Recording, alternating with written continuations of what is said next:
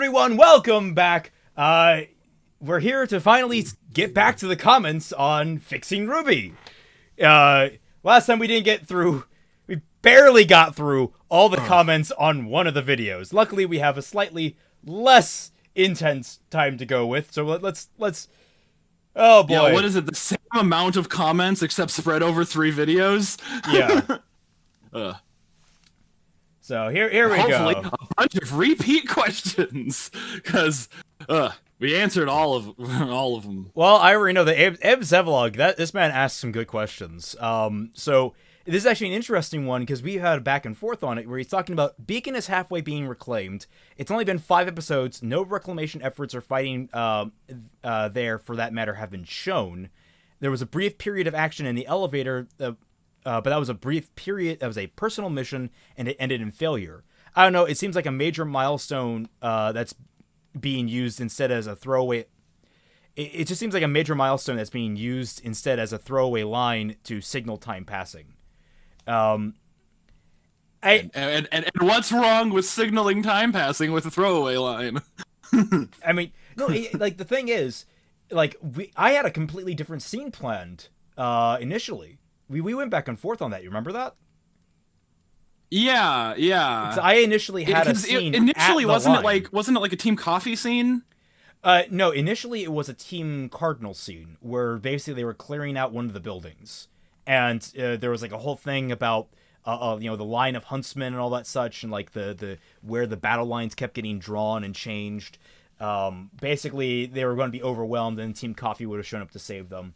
And in the end, it actually. I scaled it back to just being the solo mission for Cardin, going in to try and infiltrate this place because you can get a lot of the other information out through or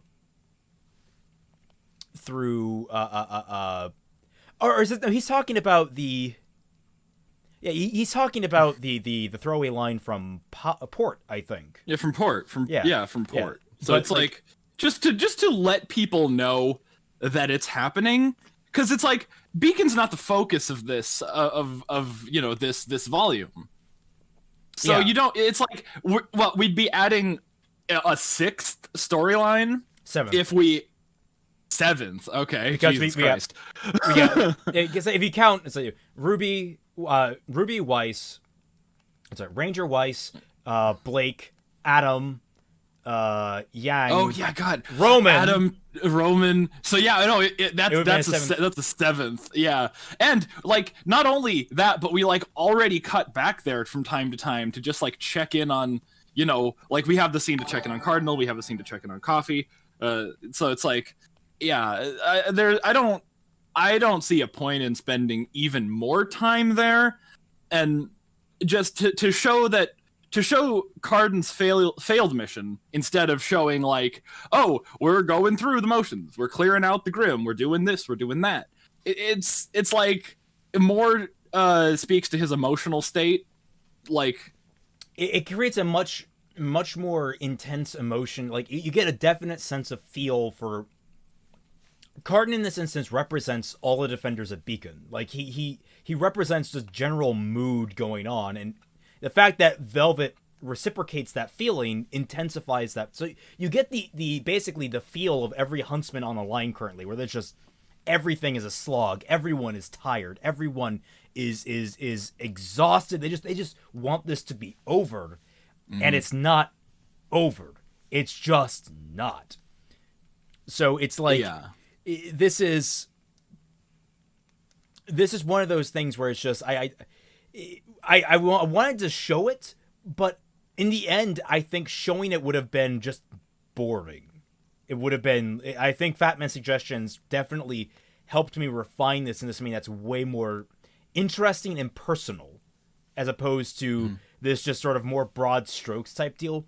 There was one thing I really missed about it, was that they were going to find a couple of corpses, and I was like going to be like, because I kind of like that element, but you kind of got that enough in Volume 2 when they discovered a couple of corpses. So it's like, just having like, that kind of reciprocation or repetition would have, I think, been interesting. But because they weren't like anyone that we know. Like, did you kill off Roy in this one? Oh no, yeah, it was going to be Roy. I think that was the plan. Yeah. It was actually they were going to find Roy's corpse, and I was going to confirm that he died. Because, like, Yeah. I mean, Poor guy. there are people that I like that like Arslan that survived the fall of Beacon, and some of her teammates, or maybe, but like, people still died. People died. Was badly. Roy on Arslan's team? What was her team's name? Auburn. It might have been. There was an R in it. I know there was an R in it. I don't know. Who that. Oh no, that was Reese. That was Reese. Reese was on her team. Roy was on a completely different team with the same name. It was. Let's see. It was Auburn, Indigo, and crap. I think it started with a B. buddy. Bronze, team Bronze. Crap. That's it. I want a team crap now. Yeah, put a team crap in Volume 5 or we riot. Put a team Carp and have everyone get it wrong. Just constantly. It's Carp. Carp is a color. So anyway, not Team Crap really. went over there. No, guys, it's Carp. I'm telling you. Team Carp, please. Like the fish. 2 weeks to Higambana, no mention of whether this is factoring into carrying the dying guy. Was John planning to leave him after patching him up? No, it's just that he was immediately, like, they were trying to make a decision within 5 minutes. The guy was running through every idea he could. Like, that was sort of the implication when they find, oh shit, this guy's dying. Okay, medical practice, gotta keep him alive. Okay, how do we extract him? Oh, there's a train coming. Now there's not a train coming. Shit. Okay, we get him the Higambana if we can. And he's just like, kind of like going through the motions. As we kind of covered last time, he sort of is team medic at this rate. So he is the healer. Just we gotta have somebody carry the gauze and ice packs. And I could see him, since he's like the brother. Like he's got 7 older sisters. Is that right? Or does he have like 7 sisters that are spread around him? Not 100% sure, because remember the picture from Big Sister's wall. Forgot her name. It was Terracotta or something. Saffron. Tara was Tara was her wife. Yeah.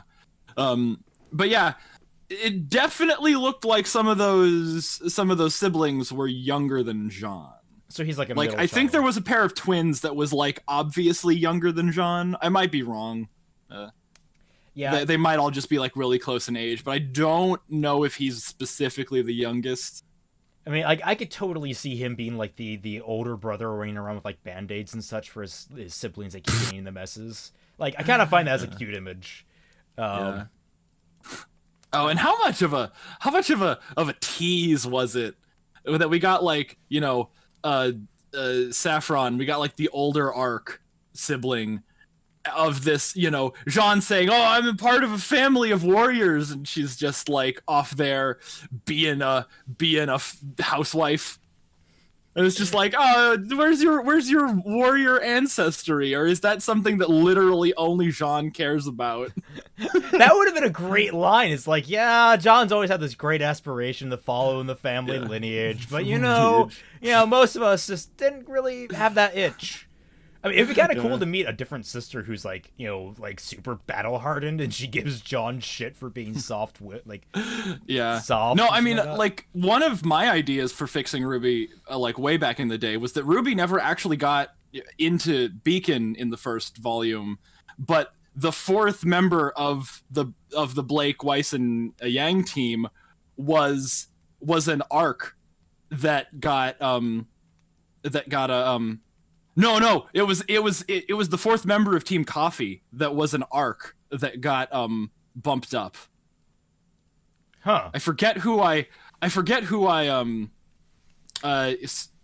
swapped out. Was it Yatsuhashi? No. Wait, was it somebody else? I don't remember, but I do remember that, like, there was a scene that I had in mind where, like, they were talking about, like, they needed a 4th member for one of the second-year teams, and they were just kind of going through like the roster, like the roles for the school, and they were like, whatever. There's an arc in first year. We can bump them up. They're fine. Like, we know that family. They don't need any of that first year training. Oh. So like that was an idea that I had like a while back, where like one of the arcs was, you know, just in school, like supposed to be like on, you know, in the same year as Jean, but got bumped up. That could have been interesting. I mean, like, yeah. I mean, all the same, I'm down to try and figure out to place more arc siblings around. I think it'd be more interesting to learn about his family. Yeah. Also, is he from Mistral? Because like that's the weird thing that I just realized. Like, because like in Volume 6, his sister lives in Argus, but okay, maybe she moved there for her wife. But in Volume 4, he mentions that I think it's like they vacationed in Mistral, so maybe they. You know, it's like, you know, if somebody's like, oh yeah, we used to vacation in the fucking Alps. It's like, nobody's going to be like, oh, so you live there. Like, no, but you the know, thing that I think it weirds me out specifically is mentioned vacationing. People in Remnant vacation. Like I mean, they got to get rid of their stress somehow. But at the same time, I don't see people like it's weird to me that you would cross the incredibly hostile territories unnecessarily just for a little R&R. Like, well, isn't there a train going that direction most of the time? In my writing, no. But in their story, apparently you have to walk to wherever they were going. Like, there's the question: is like they had to walk all the way. They didn't take a car. They didn't take a train. They were going there to take an airship. Why? Why would you vacation somewhere deep in the wilderness of another continent when the Grimm exist? We'll never fully understand.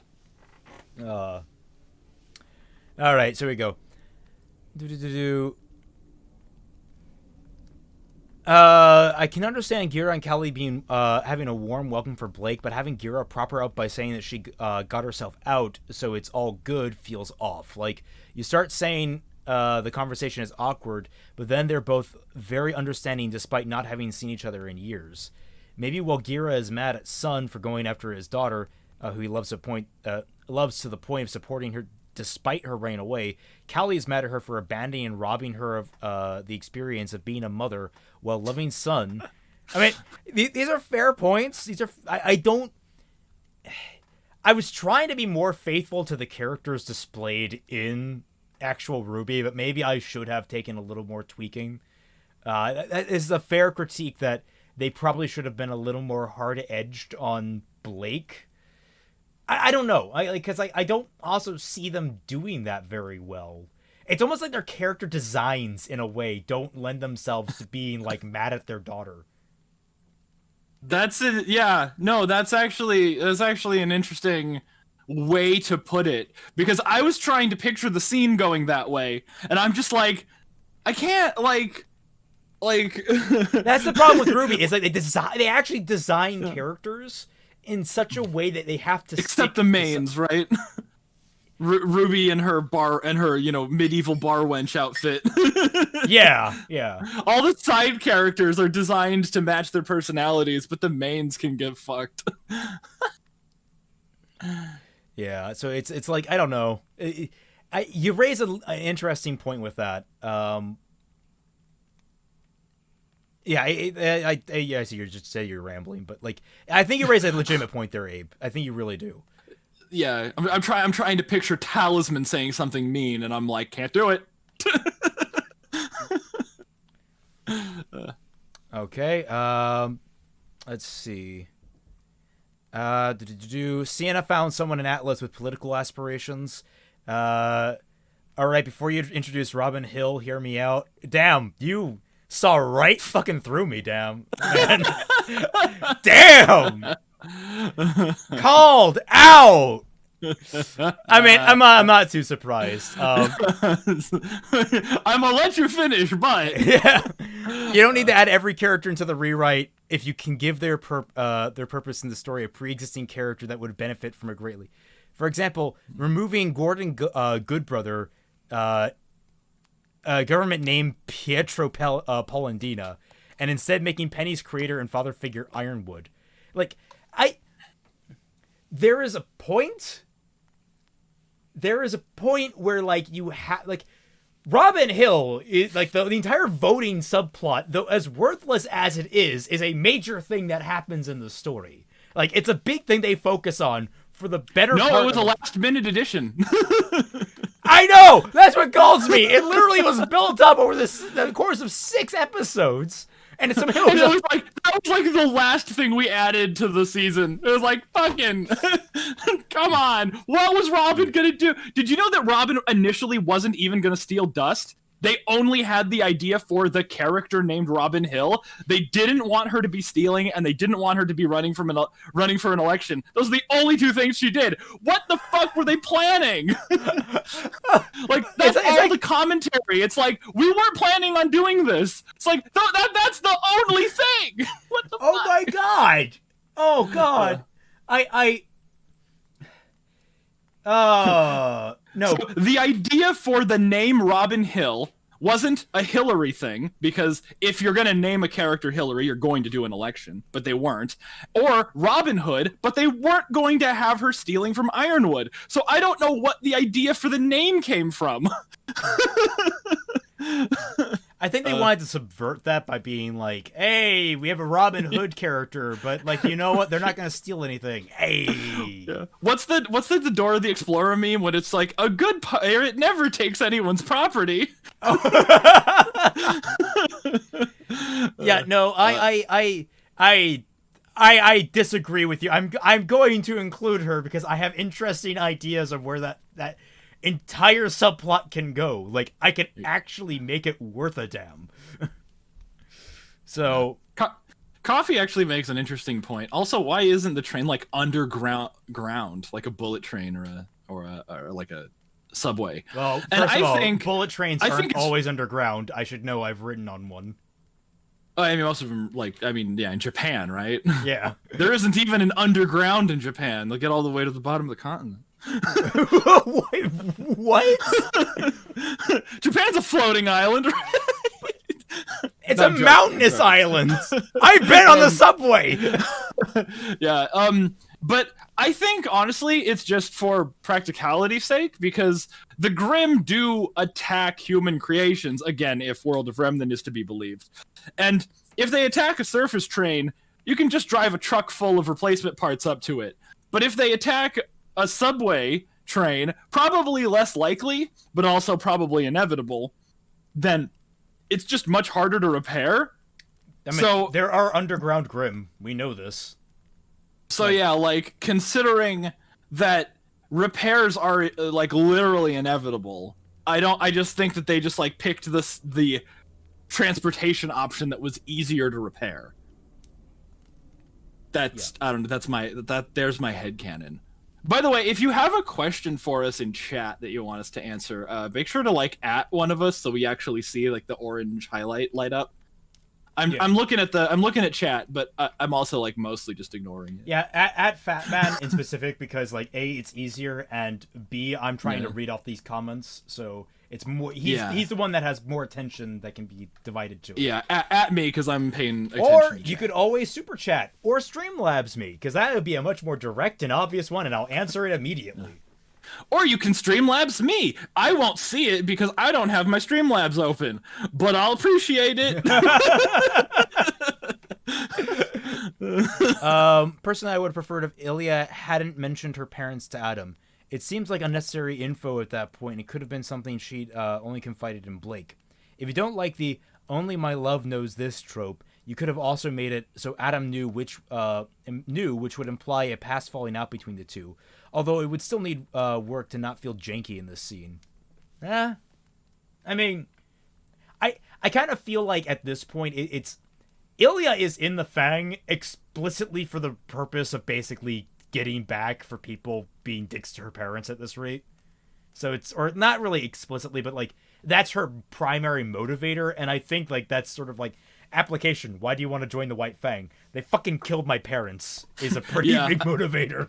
I like to imagine she tells everyone Like even people who like even when she's like trying to be undercover, she'll find a way. She'll like adapt the story into like a headcanon version of the story where it's like it's like ambiguous whether her parents were Faunus or not. Like, hey, how's it going? I'm Ilya. My parents are dead. Hi, my parents are dead. Full tooth genuine smile is too much since this is the first time back in act. I was just gonna say Robin was as bad as Volume 5 Hazel in Volume 7, but a little worse since Hazel was at least given a motive and a backstory. No, Robin wasn't that bad.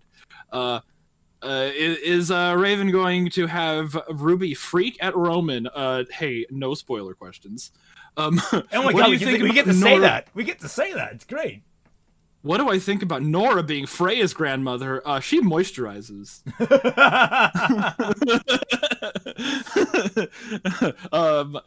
Wait, was that? Did you flip the words, or are you actually like suggesting a time travel subplot where Nora Nora's granddaughter goes back in time and becomes the Winter Maiden? I don't know what I'm gonna do with Fira. I would love to do like something with Nora involved in her, but the logistics of that is like, how does Nora's grandmother get to Atlas? Like, what if she was like kidnapped like by Atlas after Nora was born, and like that's why she's an orphan? Like, what if she was like going to live with her grandmother? And then, like, she just gets there, and it's like fucking, A New Hope, and they just have like all the like, blown out building. And it's just like, oh shit, huh? Yeah, and now she's an orphan. I hadn't given much consideration to how Nora became an orphan. Well, I mean, if you're gonna do the whole Freya is her grandmother thing, then I mean, like, you can tie it together. I don't think it's necessary. I don't think it's necessary either, but like, it could give more build as to why Nora hates Atlas at this rate. Well, I mean, like, that could be like a turning point, because like right now she doesn't know she hates Atlas. No, she was definitely opposed to Atlas among the group, and I think that's a bit of strain between her and Ren. Also, Ivan confirmed he flipped his wording. Yeah, okay, good. Coffee, hell yeah, child trafficking. Let's never discount the possibility of some weird time travel shenanigans. God, Winter's rank from the thing last stream, she's probably around first lieutenant or captain rank, but just happened to be Ironwood's aide. Okay. Yeah, it's not super important right now. Yeah. Was gonna say the conversation between Blake and Saber felt really inorganic, but he's speaking on behalf of Gira, so it makes sense. Okay, that was. I like Saber. I'm kind of sad that I killed him off, but like, not enough people were dying in this volume. I needed more dead Faunus. I needed more dead Faunus in this volume. Yeah, sometimes you just gotta, right? It's like, it's like when you bend the little like pencil clip, like the little like pocket protector clip on your pencil, and it's just like you gotta. Yeah, you gotta bite that thing off and chew on it. That's what every middle schooler does. Full tooth genuine smile is too much since it's her first time back in action. Her superior got knocked out, and it was later revealed that there was casualty. I'm not sure what that's referring to. Son, it like after. Yeah. Okay. Yeah. You're right. They attack the scorpion. Yeah. Because like that was the point. Is that like despite all the horrible things going down, she found catharsis in being able to kill the Grimm and protect people, and that was sort of that moment of like, oh my god, I'm like kind of happy for the first time. Like I mean, you can still feel bad for other things that went out. Her superior got knocked out. People are injured. But like at the same time, it's sort of like I feel like I have my place for the first time in months. Can you imagine that feeling? Just hot damn. Oh shit! People are injured. I might have wanted. I should probably have tacked that on, but I kind of washed away from the scene there. Yeah, it's like it goes up and they fist bump somebody, and he's like, yeah, and then he pulls the blanket up over somebody. So will you guys redesign Robin? Her design is rather dull, but it would look a bit better. Like that's interesting. Spoiler like, questions. Have, like, a campaign outfit. Spoiler questions. Human slavery when? Well, I mean, we just need to leave that up to Adam. It's not like we've discussed redesigning Robin in the Sketchy Huntsman. We are considering a whole plethora of options wherever we are. Yeah, she needs a campaign suit. She needs a big pantsuit with shoulder pads. Oh my god! Make her look powerful. Ironwood kidnapped Freya after rumors of a girl with maiden powers. Well, okay, you remember that scene? With the monks in Avatar when they take the toys up to him, and it's just like, hey, Aang, which one of these toys do you like? They just go up to like Freya, and like she's like that one, and they're like, all right. And then they just grab her and like drag her off. Then her parents try to fight, and then like fucking stormtrooper shenanigans ensue. Oh man. Let's see. Really obvious suggestion, but can you use Ruby playing video games less and less to show her growing maturity as she has less time to waste? I mean, isn't that exactly what you did? Sort of, a little bit. I was using that more to gauge the fact that the scrolls do actually run out of battery, and like they actually have been expending their battery uses as they go on. So it's like that was the main reason for that throwaway line about her games. I just thought it was a very diegetic way to do it. It was mostly about their scrolls running out of juice, because that sets up the end of the volume. But yeah, I mean, like, that's kind of... Ruby hasn't... She's not doing as many goofy shenanigans now. Like, that's sort of a thing. Like, you're just noticing it because she's not doing much else. Just occurred to me the Brunswick stuff is happening 2 volumes ahead of schedule. Here's hoping something becomes of the situation. Yeah, that's mostly because my forward no thinking. spoiler questions. No spoiler questions. Isn't it nice to go back and have the hindsight of the whole volume being out when you're answering these questions. Ironwood kidnaps Freya. As rumors. Yeah, okay. Wait, this was posted 23 hours ago. Oh, sure. Wait, what? What? Wait a second. Hold the fucking phone. Put the kibosh up. What? Did you not finish? Wait a minute. Abe Zevlog has 278,000 subscribers. What? Really? Who are you, Abe? Wait, what? Okay, all right, no. What? Why is it saying that you have 3 subscribers? I just checked your page. What the hell? What? Why am I getting 278,000 subscribers from you? Who are you? This is Miles? the travel shenanigans we were talking about. Miles, is that you? I don't even think Miles has 278,000 subscribers. Gotta see how high you can stack up that corpse pyramid. Am I right? You are right. Why should we want Ruby to succeed in their goal of getting rid of Salem? Grimmer's still gonna be a problem. Salem or not, their lives aren't gonna significantly. I think that's the point. Their lives aren't going to significantly change. Like, the gimmick is that Salem will fuck shit up, and they're trying to prevent that. Getting rid of Salem is a preventative measure. Okay, I'm not entirely sure why, but like whatever is telling me about how many subscribers the people have is completely off. What does it say on mine? Well, the thing is, like, can you see my screen? Can you see what I'm looking at? Yeah, I can see your screen, but it's telling me that Casey Jeffrey Greer here has 2.21 thousand subscribers, but he has none. That's kind of weird. I love the fact that the news is lyrics to the song. Who created these designs? I already mentioned that. I remember back in Volume 4 was airing, people thought that the hoof print was some kind of calling card, but the brand wouldn't drop. Yeah. Also, I just realized that no one ever puts focus on Raven's tribe as good or neutral thing in canon or in fandom. Interesting. Get out of here, cat! Damn cat trying to get back in. 840. What happened to Adam's hair? Oh, stupid ads. I don't know. Something happened to Adam's hair, apparently.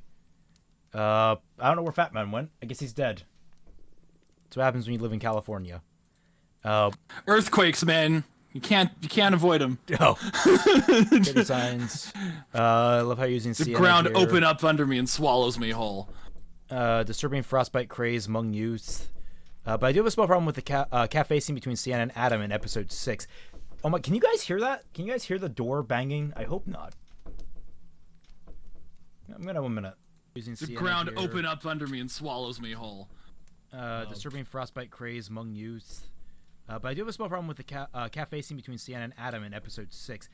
Oh my! Can you guys hear that? Can you guys hear the door banging? I hope not. Oh shit! I didn't mute the stream. But you can in fact hear the cat. Okay. You can in fact hear your cat. Sorry for the recursory sound there, guys. Oh, it's a cat. We can forgive him. Yeah. When should we want Ruby to succeed? Okay, yeah, I read that one. Hey, from the last stream, Raymond confirmed the spiders are going to matter in Volume 5, but are you actually going to kill Cinder? Since Raymond yeah. As much as I would love to kill Cinder, she's not going to die. Not until she dies in canon. Because... No, she's not going to die in canon. No, she's going to die at the very end. She's going to be she's actually probably going to be the final boss. Like, she's going to, be involved in a betrayal of Salem, and she's going to be the big bad at the end. God, I hate that you're right. You son of a bitch. But I do have a small problem with the cafe scene between Sia and Adam in episode 6. I feel like it would be more fitting if she actually called him in her war room, not where... I wanted a scene outside of that damned house. That was big. And the fact that they have loyal members in town, that makes sense. She's only given him broad strokes on her plan, keeping some cards close to her chest.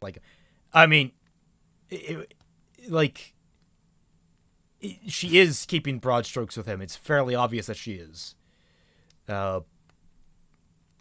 See, there would be a map of Remnant where she could discuss the situation in each major city continent. There would be dynamic camera shots to make the scene visually engaging. I mean, camera shots are things that you have to do in production. It's not really things that you do when you have just the script and cardboard cutouts to move around. Also, what you're describing there is pretty intricate at times. You have a very clear image for what you want in this scene. It could work that way, but you got to keep in mind production costs and that kind of thing, how you would go about it. So. What if John's story? Yeah, I mean, it's animated. You could just tell the animators to do stuff and then, slash their tires so they have to stay late. I have a serious problem. It took all of Juniper to finish off one Deathstalker, and I remember, sorry if I'm wrong, they said that both teams were much more ragged after the fights with the Giant Grim. And now Blake, after only 1 year, maybe 1.5 years of training, can 1v1 the Deathstalker. That really doesn't sit well with me. Yeah. Well, it's a smaller one. Well, yeah, you could say A, it's a smaller one, but my argument is A, it was weakened by the town guard. They were barreling through them, but they were still getting shots in on it, so it wasn't necessarily. It wasn't all lethargic from eating all those civilians. Yeah, but at the same time, Blake also went through a shit ton of things during the fall of Beacon. There's a lot of fighting going on, guys. There was a lot of off-screen level grinding. It's fine. Yeah, it was off-screen level grinding, but 1 year at Beacon is enough for people to actually kind of stand up to things on their own, and it was one Grim they had to worry about. Meanwhile, in that fight, people's attentions they tried to focus on one at a time, but you still had 3 Grim running around. You had a Nevermore, a King Taijutsu, and a Deathstalker running around in Volume 1. You're talking about 3 volumes worth of character development. That was a year ago. Actually, more than a year ago. The only thing I could really see complain is that she's rusty at this point. So, I mean, I don't know. I don't see a King Taijutsu being too big of a deal for her. She was mostly focusing on the Nevermore, which is actually a bigger threat. The King Taijutsu is a not very mobile enemy, and Blake is a very mobile opponent. So I don't see her struggling too much with it, logistically. Does that make sense? Sure. Yeah. I mean, like, compared to the other two, yeah, like a giant two-headed snake, it's like, which direction do I want to go? Yeah. That's not very, I mean, that's not, I don't know. Like, I think you could do a lot with a snake enemy like that. But it's saying how many people he subscribed to, not how many subscribe. Wait. Are you subscribed to 200,000 people? Yeah, Abe, what the hell, man? Like 200,000. Dude, get off of YouTube. Like, I love your comments, but dude. He's a professional YouTube commenter. Goddamn. Also, I don't believe that either. What about mixing volume 5 and 6? It's not like much happened in those volumes. Well, see, he's gonna break from canon now. In many ways. I mean, like, there's already major divergences happening just by necessity at this rate. It's like... Yeah. What you're seeing with Volume 4 is the final, like, cracking point for that, so I'm going to be diverting a lot harder in many ways, but at the same time, I'm going to try and keep the broad... Like, I always try to keep the broad strokes in mind when I do that. I don't like going completely off the rails. I like having rails, but I like putting, like, my own foundations on them. Not foundations. Rails are bad. Get some script Heelys. No, that's my trick. Like, there are rails, but I use Heelys that are like inverted, so I can actually stick on the rails while I'm writing them. Ah, I see. Even if it got shot caught off guard, I think Blake still can't do this alone. It's an easy fix. Just have Sun or Gira show up. Yeah, that's great. President Cat shows up to beat up. So apparently Abe's last bullet point is a conspiracy theory? Oh yeah, and by the way, skip to halfway through my last bullet point. I have a conspiracy theory. Oh.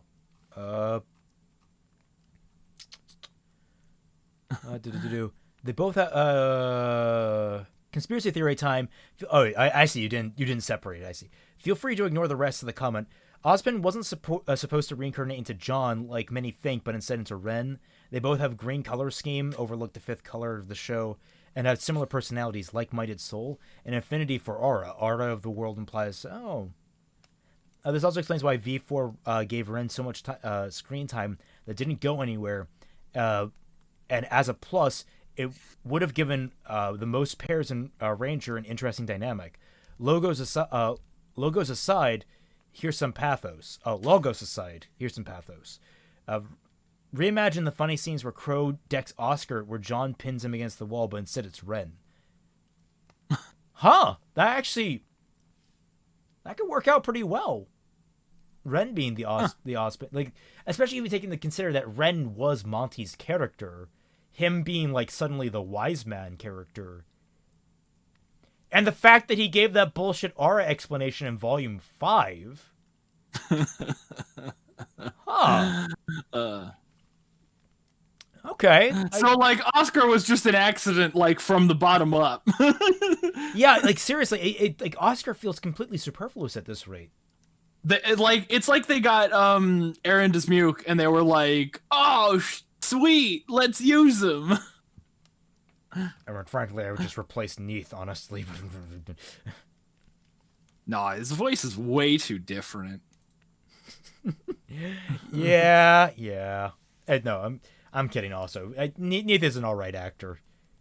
I mean, yeah, out of everyone you could shit on in RWBY for voice acting, he's not the one I'd pick. Replace Volume 1 Barbara. Yeah.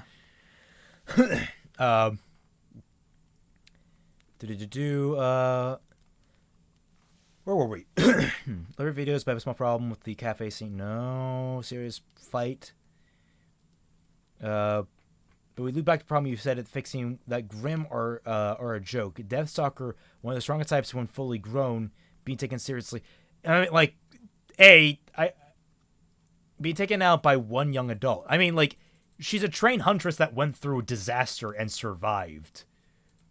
Like, she has a little more experience in this matter than people give credit. I am treating it as if, like, the fall of Beacon was a huntsman making moment for people. Like, they show that they were huntsmen, and Blake actually made a declaration. I am a huntress. I'm going to do my job.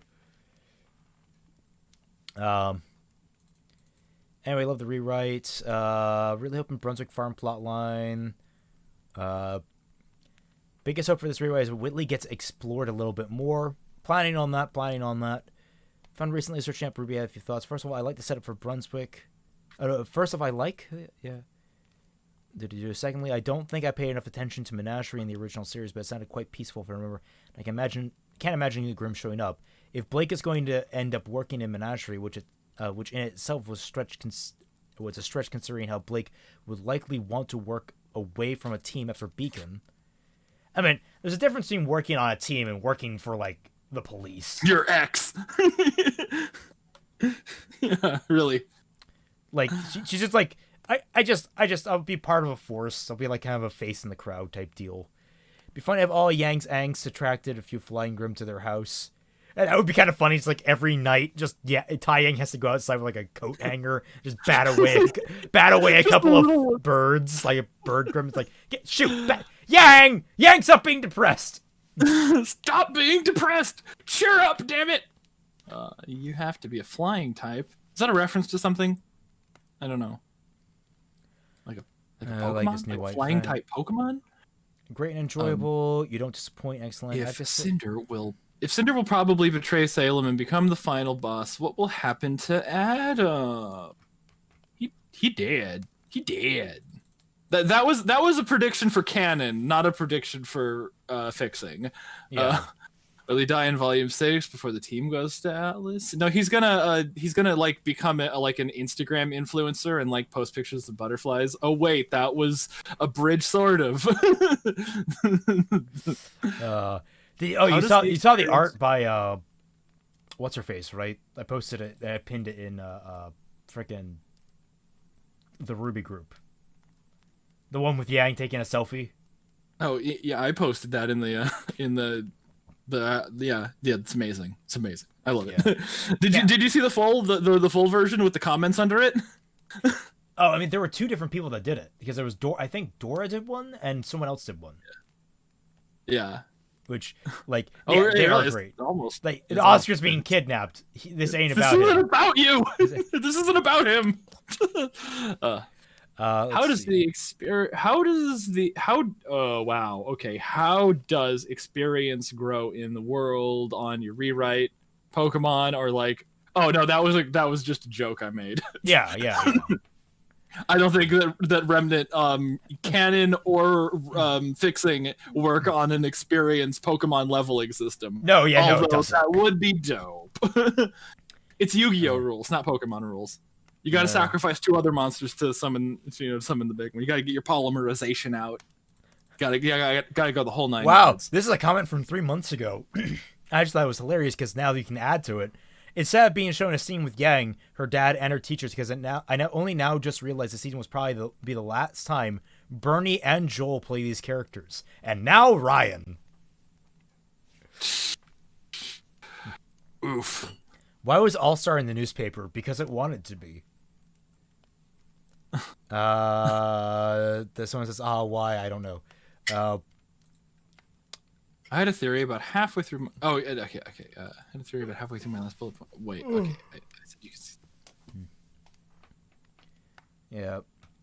Now he sees why Blake has more of a time skip, time to work as a guard. Yeah, she needed more time. Blake needed more time than anyone else to focus on things. Yang kind of just lazed around and was depressed for like 8 months. Yeah, I wouldn't be surprised if they like eventually came out and said that Oscar was a last minute addition too. Like that's in like the Volume 8 commentary, and they're like, we didn't think we could get Oscar in this volume. we never actually got Oscar in. We couldn't decide what to do with him for the 4 years he's been in the show. Let's see. I'm still a little worried about connectivity with the previous volume. I understand the desire to give a cast a breather, but what we have around is a volume pass without a clear through line. Given how important the conversation between Crow and Raven is going to be for shadowing Salem, I kind of wish a little more context had been provided around the name drop. Do we get a sense this is a villain? Is there any connection to be made with Cinder and the White Fang? I mean, the conversation with Raven and Crow is relatively unchanged, and it was pretty clear that Salem was an antagonistic force in that. Like, right? I'm not wrong in that. No, I mean, I got that impression. I like to be honest, I can't tell if that's just confirmation bias on my part, but I never got the impression that like you wouldn't assume she's a big fat meanie head. Yeah, so it's like, and at the same time, like, there is a connective through line between all these stories. It's all about dealing with loneliness and depression. Everyone is dealing with their own things. Like in this particular season, it's, you know, you have Team Ranger struggling to get over Pyrrha. You have Weiss getting over the fact that she has family. You have Blake getting over the fact that she needs family. You have Blake basically running from her problems to her family. You have Adam getting over the fact that basically he's fucked his entire life up and doesn't want to admit it. Actually, he doesn't really struggle with that so much as he's just like, I need power right now. But don't you have like emotions or anything? I need power right now. Power. Ren can't be Ozpin. His name doesn't have an O in it. No, it's like, okay, so before he ended up in Oscar, he was going to Ren, but he went to O-Ren Ishii from Kill Bill, like right before she got killed. And then he shows up in Oscar next. It's like, God damn it. I had it all planned out. Sounds like you're writing Jacques to be far less of a mustache-twirling villain. No. I'm writing Jacques to be a more effective mustache-twirling villain. Because now he's actually, like, extorting people, leveraging them. He's not just being like, Weiss, I want you to sing for me. And she's like, okay. Now it's like, why sing for me? No. How about if I give you your sister for a week to hang out with? You can do that? Yes. But if you don't, you're not seeing her ever again. Right. Okay, I'll sing for you. But fuck you. Like, which fixing design was your favorite? Mine was Weiss. I really liked it. But yours but like, to be honest, Weiss's wasn't changed a whole lot, but I still really like it. I mean, of the main cast, I think I like Blake's outfit actually the most, oddly enough, and that was a surprise because, like, I'm talking about her guard uniform. Her guard uniform ended up being like, I kind of fell in love with it, and I really want to carry a lot of elements over from it. Because she's going to get a slight redesign in Volume 5. That's the current plan, at least. But if I really had to, if I could choose any of the redesigns, really love Roman's design. Oh my god, do I love Roman's redesign. I'm so excited to see more of it. Let's see, Ruby and John are cute together, but I'm glad to see that Ren and Nora are not being left out. Okay, that's good. Like we did with Yang this volume. Okay. Remus and Avery. Got them is all amazing. Let's see, any critiques? Come on. Really creative with newspaper article on the right. Why his son crashed through the door? In canon, it was because he was trying to warn Blake about the White Fang, but he bumbled it. Okay. Why didn't he do that in canon then? Like, he crashed through the door, but then was like, didn't he like give an awkward wave or something like that after he crashed through? Wait, was this canon explanation to warn Blake about the? Well, yeah, because she was slapping him for like spying on her family. For eavesdropping. So I figured he was there, like listening to the. Yeah, that's what I was considering. I thought he was just listening in. I guess they do cut to that scene. God, was it the same episode? Yeah, that was after he goes through the thing, it's like it feels like they she wasn't mad at him for eavesdropping, she was just mad at him for interrupting? No, I think she thought that he was eavesdropping, but he wasn't, but like we never get a clarification like why he would have come through the door like that. Like, did Sun forget how to use doors? Hey, he forgot how to button up his shirt. You can't exactly like the way that he fell through. was not indicative of someone bashing into the door and it being plowed over by him, because he's a strong guy. If he ran through a door like that, it's coming off its hinges and it's flying into the room. But like that was him like leaning on the door and it falling in, like flat. So I think he was eavesdropping. Mm-hmm. So like I was talking he was eavesdropping. Because Adam's design was also fire, which yes it is. Yes. Oh God, Moopa had a field day with that. She was so excited when I told her that she got to redesign Adam. Both of the artists are big bully boys. They love Adam, so they had a good time with that. I feel that the injured huntsman's final line about the train shutting down were a bit forced. Sure. May have been better for Ranger to learn about. I guess. Yeah. Nah. I mean, like, when you're dying, when you're, like, injured and someone's like, okay, we gotta get you medical help, and he's like, dude, the train, it's not gonna work, man. Like, fuck. Someone gets shot, and, like, you're 20 miles away from a hospital with no way to get there, and everyone's like, don't worry, guys, I have this, there are those electric scooters over there. Guys, they ran out of battery. I'm fucked. Okay, new life goal. I want to be carried to the hospital on electric scooters. Just a cavalcade of like electric scooters and no, I mean a motorcade. Okay, Fat Man falling. You're just gonna have someone carry you on a scooter.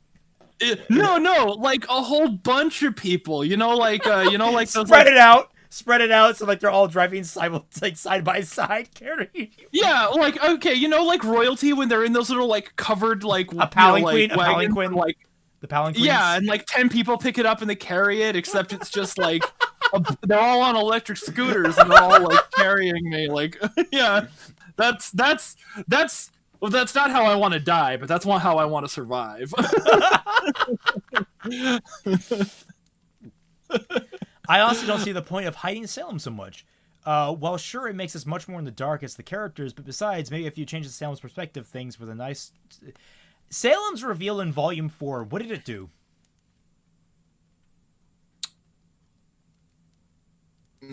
Confirmed Sender was still alive. Okay, but like... I actually like saving that for a reveal later on. I think that's actually a way more interesting way of doing it. It introduces us to the new villain characters in a really annoying way. If I had been introduced to Tyrion the way I introduced him in the Fixing, I would have been way more on board with him. Like, yeah, like the way they introduced the villain, because RWBY has this thing where they just have characters stand around and talk instead of actually doing stuff. Like it's pretty annoying. So they get the ideas in their head, like, oh, we gotta show these characters. It's just like, well, like that doesn't mean we lay our eyes upon them. One of my favorite moments in video gaming is in Kingdom Hearts 1, where you're going to fight Riku for the final time, and you're going up, and you're in Hollow Bastion, you're going up the steps to this big old, like, Technicolor heart thing, and Riku's sitting up there in his dark uniform, he's carrying the dark Keyblade, it's getting intense, and he jumps down, and Sora's like, you're not Riku. Who are you? And he's just like, I am Ansem, Seeker of Darkness. And for anyone that had paid attention in the entire game, you never once see Ansem. You only ever hear about him throughout the entire game, and you hear about him as a hero. Like, oh, Ansem was this guy who was researching the Heartless, and he did all these really cool things. And as you go through the game, you get these things called Ansem reports that are his scientific logs studying the Heartless. And you're basically... if you read the logs right, you start figuring out, okay, this guy is not going down a healthy path. He's kind of becoming obsessive with this. And then that reveal solidifies everything. This guy has gone full tilt evil. And you don't see him until you defeat Riku, and the possessed body becomes the actual facsimile of Ansem's body. Like, you actually see his face for the first time. And it's like, damn. Like that just, it hits home for, like, this entire time. there's been this puppet master in the back that you never even realized was this guy you were looking for the entire time. It's a great twist. I love that moment in Kingdom Hearts 1. It's so well written. Kingdom Hearts 2 and Beyond never lived up to that twist, honestly. Except Xion. Xion was pretty awesome. So yeah, like that moment of like having the villains introduce themselves suddenly, but like you have things that back it up from the past, as opposed to like just showing the villain and establishing them immediately as a physical presence, is way more investing to me as a writer. Yeah. Like a hard reveal versus like, I guess, like a soft reveal over like a long period of time. Yeah. I prefer. There's more like room to grow from not just saying, here she is right there. Look. She's got a spider butt for a head. Yeah. Nikhil Kapoor, you got my name right. There's a lot of smart decisions in this rewrite, but I'm having a bit of trouble following the timeline. My own fault. Like we said, the timeline isn't super important. When it comes down to following it together, like you follow each storyline independently. Typically, with the exception of Adam and Blake, which happens typically, it should flow pretty smoothly between Adam and Blake because they're happening almost simultaneously. Can I comment? I don't, buddy. I don't need this. That would be sick as O's as Oren, Oz as Oren. Yeah. Okay. It worked. I love that. So it's canon. It's the ink portion. Okay. I don't know how any of those words are supposed to be pronounced. Anime Guy Ruby Critics podcast. So I'm just gonna say, yeah, I agree. When Atlas given, it's a military focused city. Gambisan. I had a deja vu involving this comment. I had a dream about this like three days ago. Weird. Well, maybe you saw it and it just stuck in your mind, you know? But when Atlas, given it's a military-focused city-states, would have done its own super soldier, or... I mean, would basically Atlas have done eugenics? Maybe. I mean, I think that Ironwood would have given it his best shot. Like, I mean, if he knew about Silver-Eyed Warriors, which he probably should have because he's, like, in Ozpin's inner circle, like, and knowing that they're hereditary and whatnot, maybe Ozpin never told him because he was afraid of that. Because the Silver-Eyed Warriors are heavily implied to be Ozpin's lineage.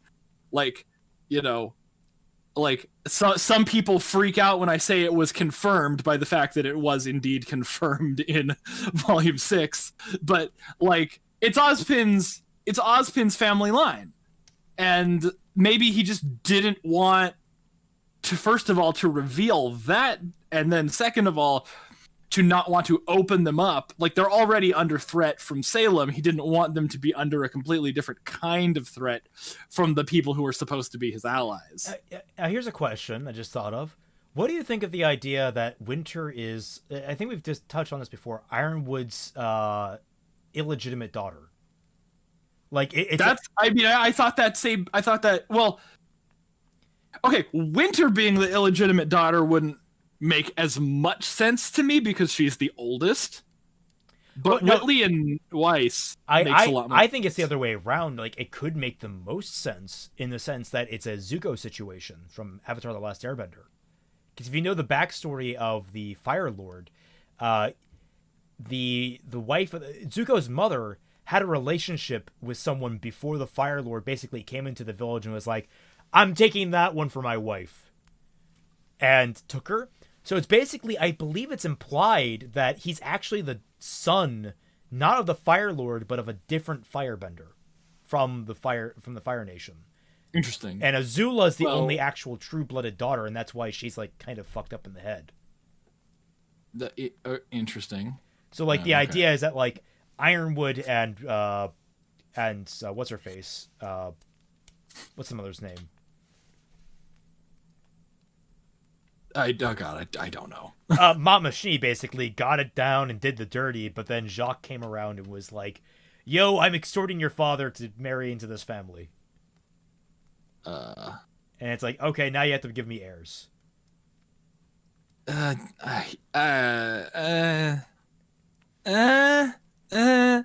like he married into the family. Like that would again make sense if he was like the Schnee and he was the powerful one and he could just take whoever he wanted. But like she was the powerful one in the family. Like she had all of the weight to throw around, and going up to fucking, like she would have no reason to, go with Jacques if she didn't want to. So maybe, I think Jacques being fake nice, being like, "Oh, Jacques a good boy over here," and then she's like, "Yeah, Jacques a good boy," and then later she finds out, "Oh no, Jacques a fucking cunt." Yeah, that could work. There's many ways to take it, but like just the idea of like Winter being Ironwood's, and that would explain like why he constantly keeps her around. Yeah, like the eldest being the illegitimate heir works way more if the father figure is the one with the power, with the power in the relationship. I've got the power. Like Game of Thrones, like Joffrey was the illegitimate heir, but Robert was the king. So Cersei couldn't, say no. Like basically, like she's like, "Oh, hey, I've married into this power, but I'm not gonna have his kids." It's like going the other way, marrying the weaker one, but still having illegitimate heirs. Like, why wouldn't she just go for Ironwood if she wanted to have kids with him? And he's also the power, the one, like probably one of the few people who's more powerful than she is, having all of this like council power or having this like general track. Being able to get more power. I think the idea that maybe Jacques got dirt on the Schnee family, like they could ruin the reputation, something like that. I mean, they're like, I don't know. Yeah, you have a completely different take from World of Remnant, but it didn't seem like there was dirt on the Schnee fammy. Yeah, but like, as you all know, the World of Remnant isn't canon. The World of Remnant isn't canon. None of them are. I know that's true, but in lieu of anything else, what do we have? Jacques being a dick. That's about it. Also, apparently, the Zuko thing was a misdirect. He is the real son of the Fire Lord. Okay, fair enough. Oh, okay. I mean, I actually like the idea that he's the illegitimate child. I think that's more interesting, but Slower pacing is far improved in your version. Keeping the villain stuff in the dark really works out well for RWBY. Not sure how I feel about Blake joining the Guard. On one hand, helping people is what Blake would do. On the other hand, outing herself is something I feel like she would have tried. I mean, being part of the Guard, name your local police officers. Like, you might know one or two local police officers. You don't know many. Like, joining the Guard is not a very high-profile thing. It's different. Not better, just different. I'll leave it at that. Thank you, D-Rom. What in specific? Just the whole thing? Harsh. Especially for Volume 4. like, was there a timestamp on that, or was it just a general, lateral? No, I mean, I disagree with that. Especially for Volume 4. The introduction of like the Adam and Ilya stuff in this in part 2. Nah. See, what would be cool? Blah blah blah. A White Fang being a minister of Faunus Church. He could be the master of those two creepy Faunus guys. I mean, we sort of got that with them praying over the image. So. I enjoyed the little scene for RWBY. An idea thought occurred to me when Crow joined up When does Crow join up with Ranger and eventually get patched out? Maybe he takes on a mentor role. I mean, that's probably the intent for Volume 5 is to have more of a mentor figure. Will you be addressing why Tyrion was interested in Jon in the future, or are you going to leave that alone?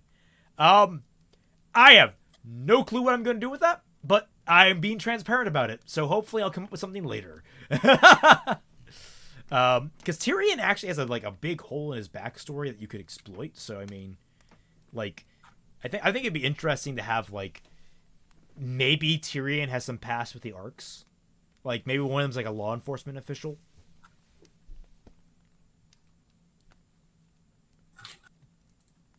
Yeah, what? Sorry, I was messaging someone on Patreon. Tyrion. Yeah, Tyrion has a big hole in his backstory. I mean, yeah, he does. Just like he put a hole in Clover. Oof.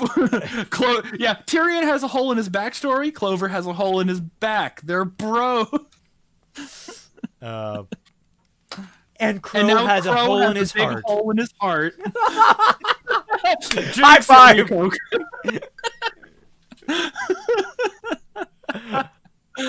Oh man. But yeah, no. So anyway, do you want to take a stab at trying to pronounce any of the words in Anime Guy RWBY Critics Podcast's comment? Which one? Gambison or guillotine armor? I think Jean would do well with guillotine armor. Do you want Shadiversary? Shadiversary. Shadiversary, not Shad Base. I've made that mistake before. Shadiversary. Yeah, I was about to say it's Shadiversity. It's like a fucking Shadman comment. But yeah, where is the comment? I'm not seeing it. It's that Anime Guy RWBY Critics Podcast's last comment. You got to scroll up a little ways, but I mean, I just if you know what Gaitan armor is. For the record, Jon does in fact wear a gambison. So I mean, okay, yeah, like you know what a gambison is, don't you? What? No, it's that padded armor that typically goes under metal plate. Oh, okay, that's what a gambison is.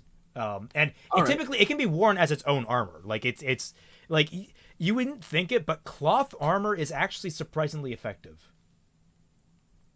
Sure, yeah. So it's like. Yeah, it's not. Yeah, no. I mean, armor is armor, but yeah, it's like the difference between a bulletproof vest. You can stab through a bulletproof vest, and you can shoot through a stab-proof vest. So there are just different armor certifications with different. Yeah. And you can get vests that do both. That I think that's there's tactical vests that do that, where you get plates, that kind of thing. Yeah. So much better. That being said, I still have a couple issues. The first in my Aegis complaints. I sincerely hope you set up Brunswick. Okay, yeah, Perfect Harbinger. I can't wait to see Perfect Harbinger's reaction to the twist. I wonder if I can't remember if he's already done that or not. While I'm glad we're finally getting crumbs, the lack of Salem's presence in this volume is really starting to disconcert me. I feel like you're stretching out the build-up to Salem in an attempt to fix something that honestly didn't need fixing. Salem gets plenty of build-up in volume 1 through 3. No, she doesn't! No, what? She's not mentioned once. Even in my fixing, she's mentioned once. You have Cinder mention someone above herself, but I don't know if you noticed, but things are getting scary out there. That's like the queen has pawns. That's about it. That's the dancing queen has pawns. The dancing queen is 17. Fernando can hear the drums. Crow, I am not listening to your ABBA mixtape. Throws the scroll out the car window. I just got asked if I'm joining people for dinner. What time? What? At 4? Wait, I'm asking them what time. Okay. Well, I like the concept of expanding the Jon RWBY scene from Volume 4, Chapter 2. It felt like a bit wordy for my liking. It felt like a conversation where a lot was being said, but not a lot was being conveyed. That was kind of the intent. It's Ruby and Jon sitting there trying to figure out what they want to say. Like it's them.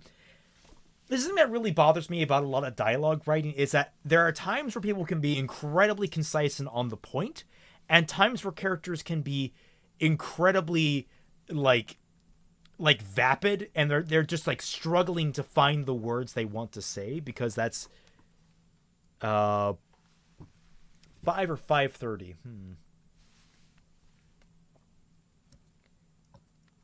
Well, I mean, considering that we're not even through episode 2's comments, I don't know. But it's only 4:17, so I mean, yeah. So I have 45 minutes plus. I'll give him a maybe on that. But yeah, so it's like, what's your take on that? What's your take on the dialogue thing? Okay, dialogue is weird. I've seen a shitload of essays about dialogue, and there's no right way to do it. There's like, dialogue isn't stuttery. There aren't really like pauses in dialogue. You know, there's like naturalistic writing, which is typically seen as inefficient at the best of times. Because like, you know, people delivering, you know, action one-liners, they never like stutter. They never like get the words wrong. Yeah, like if I were to like delivering, someone says like yo, stick around. Instead, it would be like Arnold being there, like stick around or something like that. Stick like around, stick around, stick around. Like people don't like confirm. Like you sometimes like a lot of dialogue is fantasy in that way. It's what you would have said. It's the comeback that you think of in the shower later. Yeah, you know, and when it's not, it's played as comedy and not like what you actually did. Like, I mean, I could imagine Spider-Man fucking up an action one-liner. You know, like in the middle of it is like that's an entire joke in the new Spider-Man game with Miles Morales. Is that in the very opening fight scene where you're fighting Rhino, Peter is just like spewing off a litany of great one-liners. He and the Rhino are having this great back and forth. Meanwhile, Miles is like, hey guys, just swing in. Like he's like super awkward and uncomfortable with it. It's like a great dichotomy of like how they both work. Yeah, totally. So and then like super emotional dialogue. If you're stuttery, if you're sobbing, if you're fucking blowing your nose in the middle of it, that's an Oscar moment. That's your Oscar moment, and it's not seen as like actual good dialogue. It's like, well, I don't know, this is like dialogue that is designed to give the actor something to work with. So dialogue is really, really weird. It also and depends it's really hard to get natural. It depends on your genre as well. If you're in an action movie, you like a good example. I love Christopher Nolan films, but if you actually look at the dialogue written in Christopher Nolan films, it's very explanatory. It's very utilitarian in its nature. It's very much just like people don't rarely stutter, and if they do, it is typically just like a one-off joke type deal. But like even when people are caught off guard, where like Batman turns around and is like, huh, so that's what it's like when Catwoman disappears on him. Like like that's saying that in character.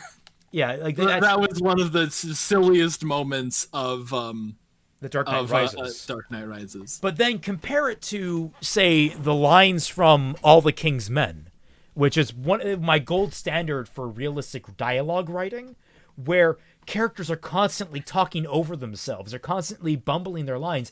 And it's not played for comedy. It's just someone trying to be as realistic with the dialogue as possible. And it's just, it's great. It's absolutely great. But that's a political historical thriller, where it's trying to basically recap the events of the Nixon, the Watergate scandal. So it's like that has a completely different feel to a Nolan film. So it's like it really much dialogue depends a lot on what you're going for. And what I was going for there was these characters are trying to figure out how to talk to one another about an event that is emotionally traumatizing to them. So yes, I hope you enjoyed that answer. Perfect. Yeah. Perfect answer. Concise answer. This is the thing we were talking about at the beginning of the episode 1 reaction. If I had more time, I would have written you a shorter letter. That quote that we still don't really know who it came from. Blaise Pascal, I think, but whatever. Here's a comment I need to complain about. Unique Namosaurus, a man with actually, I think there's it's the glitch that's displaying this, but it actually displays properly for him. He has 278,000 subscribers, and his only comment is, "Oh shit, I never thought to premiere rewrites to see everyone's live reactions. Totally gonna do that next time." Well, great. Thanks, guy. I'm glad I gave you the idea. You want to maybe give me a shout out or something like that? I never thought to use the premiere feature. Okay, yeah. This massive YouTuber comments on my video, and his only comment is, "I never thought to use this generic feature that YouTube has." never even once considered it. Oh, it hurts. It hurts, man. Because I thought maybe I caught someone's eye, and they might be able to shout me out, and they could say, "Hey guys, it's a really fun project over here." No, hey, I might want to use Premiere. He might as well have just commented yoink. God, if I ever had 1 million subs, I would totally go on small YouTubers and just comment yoink under their videos with no intention to ever actually rip off their ideas, just to make them be like, "What the fuck?" Yeah, Floof drew a total of 68 pictures for this. 27 of those turned into... yeah, Floof, you're insane. You're insane. He really is. For abridged, he'll draw stuff.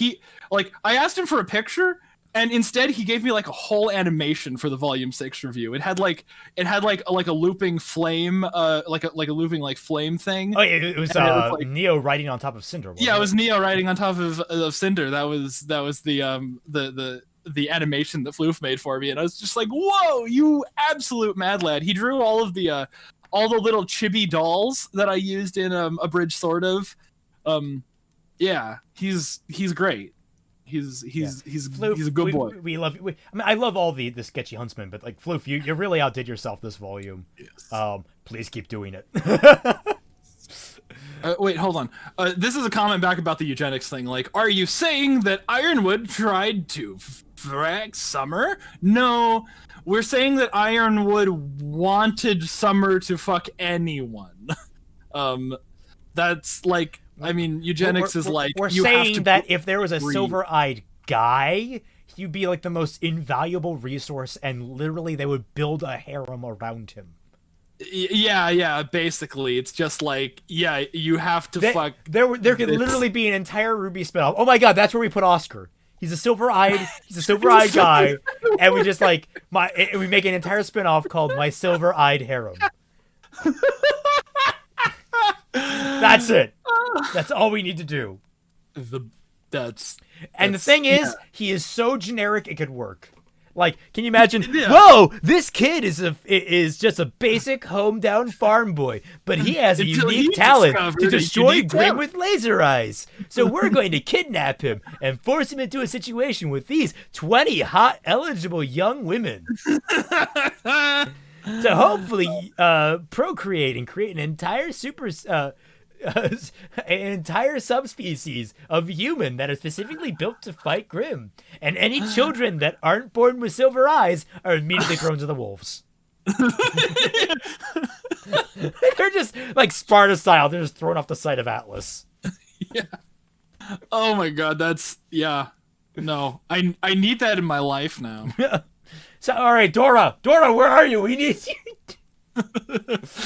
Okay, can you do an entire animated series? I'm thinking a 22 episode season. Hey, don't tempt her. That woman literally took one of our ideas and pseudo animated it. Yeah, I know. Is that linked? Is that linked anywhere? Let me grab the. I think we linked it last stream. Yeah, we linked it in Dashy's stream. We did. I can find it on Twitter. Let's see. Really big up hearing we were only starting to tease Big Bad this season. Hopefully we don't see her at all this season. Yep, this man, Blue Nelson, understood exactly what I was going for. Best part of waking up is Phoenix in your notifications. Yes, Brady. Yes, it is. Also, we're done with the episode. We can go on to the next one. Yay! Victory! And I think that's a bit pointless. I mean, Jacques could have simply disowned and disinherited her when she became independent and rebelled against him. It's not exactly what he did do. So cool. I don't know what that's in reference to. That was probably a comment from a while ago, but thanks. But yes, that's true. You spit in straight facts. Jean had about 7 sisters, so okay. So this is Abe's like everything, like episodes 5 through 22.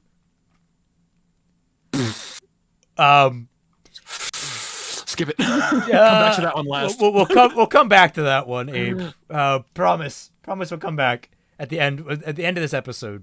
This section. Then there's Ilya for the flash drive. Yes, that has been fixed in the updated version, in the main version, in the complete version. There were a bunch of editing issues that I had. Fatman filling bow chicka bow wow. That's my Pornhub account. Oh my god, you should totally make one and upload there. Monetize on Pornhub. Yes. What are the terms of service for Pornhub? I mean, probably post porn. It's weird to think because like, there's that wholesome guy. There's a guy that doesn't actually post porn. It's like yeah. He's amazing. Anyway, it's like his grandfather was married to an ARC woman, and then she cheated on him, and he has gone out of his way to forever swear revenge against the ARCs. Okay. Oh, or God. like he could have just got cucked by Saffron. Like she had a phase. She got over it. I could upload all of Fixing RWBY and just label it "Independent Writer Fucks Entire Writing Team."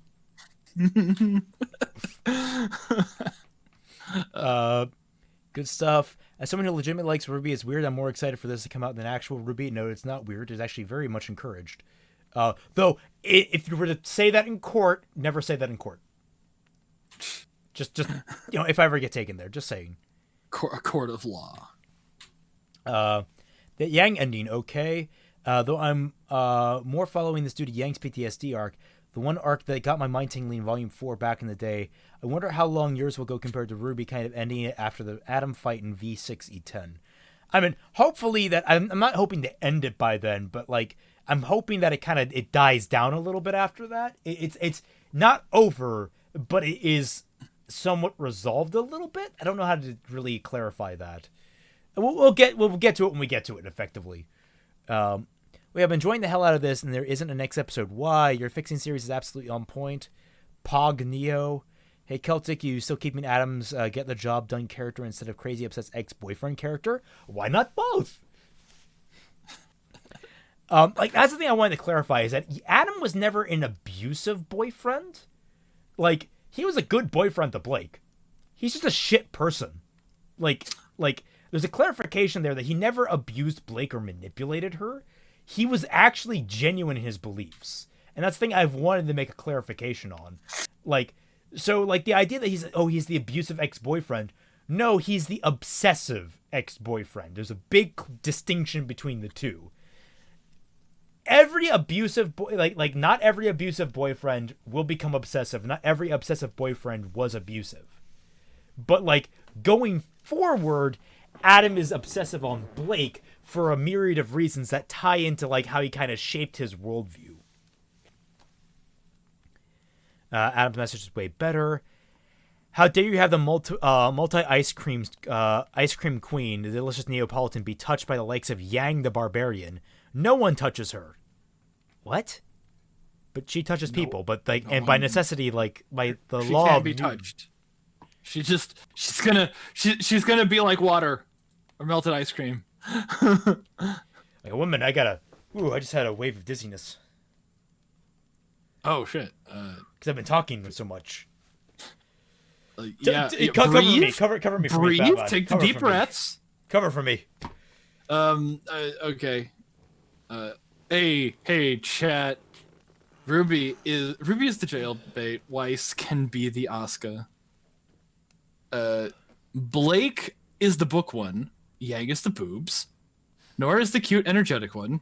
Pura is the childhood friend. Ren is the bro. Are you describing the hypothetical Oscar harem anime?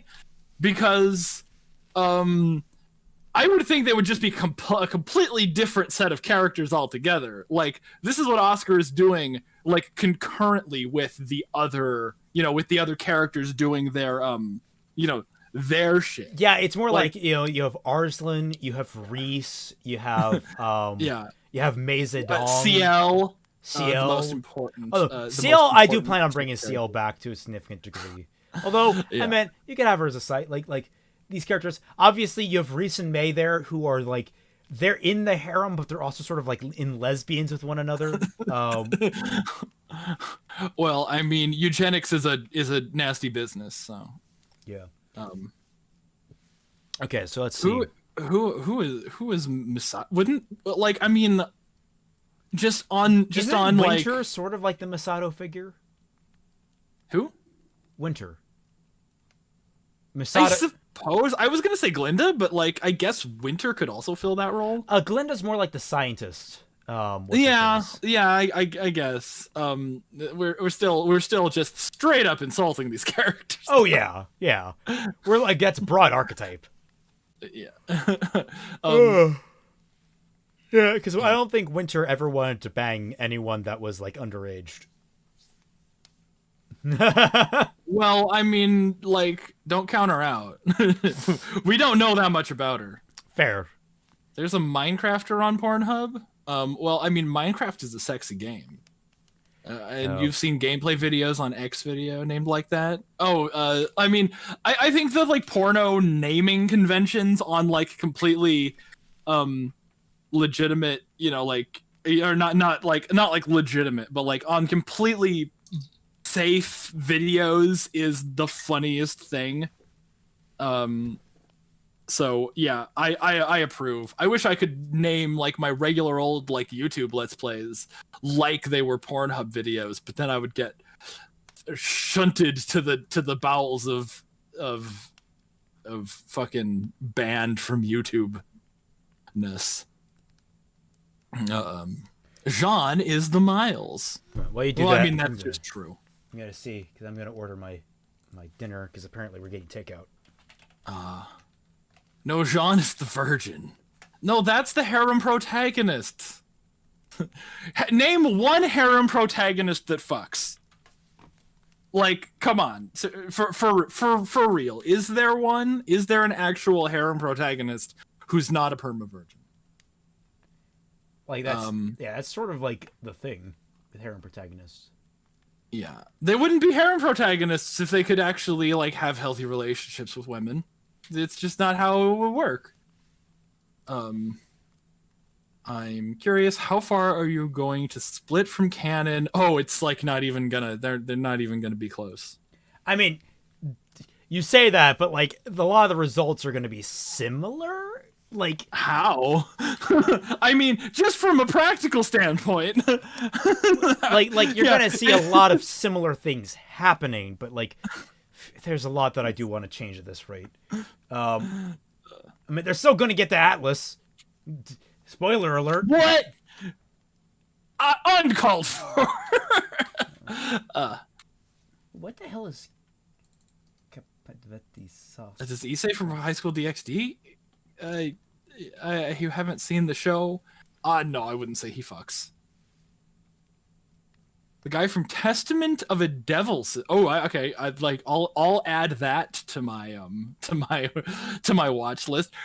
Okay, but is he really like? I mean, okay, I haven't seen season 4. We haven't gotten into season 4 yet. But does he really fuck? Who? Am I just for Issei from High School DxD? Oh, we need Dashi in here. I mean, like, there's the there's the hilarity of freaking the main character in Monster Musume that I actually really enjoy, because like it's not that he doesn't want to fuck, because he's constantly tempted by all the girls in the house, and he's constantly tempted by all these girls outside of the house. It's that he's constantly put into sexual situations, and legally he is not allowed to fuck, because if he does, he basically breaks international law. What? Yeah, no, that's the thing, is like, because like sex with a liminal is one of those monster girls is considered like, because they're integrating the societies, and it's only been like 5 years, so like sex with them is bullshit. It's considered battery to have sex with them, and like that's some bullshit. But so he keeps getting the big caveat is that if he marries one of them, they may have sex.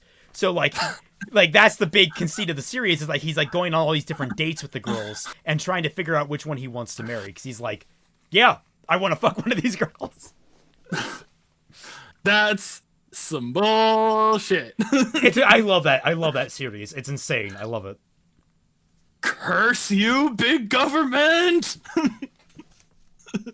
Okay, from Araki from Monogatari. Okay, I haven't seen Monogatari. I know I just opened up a shitstorm in the comments, but I haven't seen Monogatari. Are we going to get a mention of Summer sooner? Because I think we don't even get to know her name until Volume 7. No way. No, they have to have said her name before Volume 7.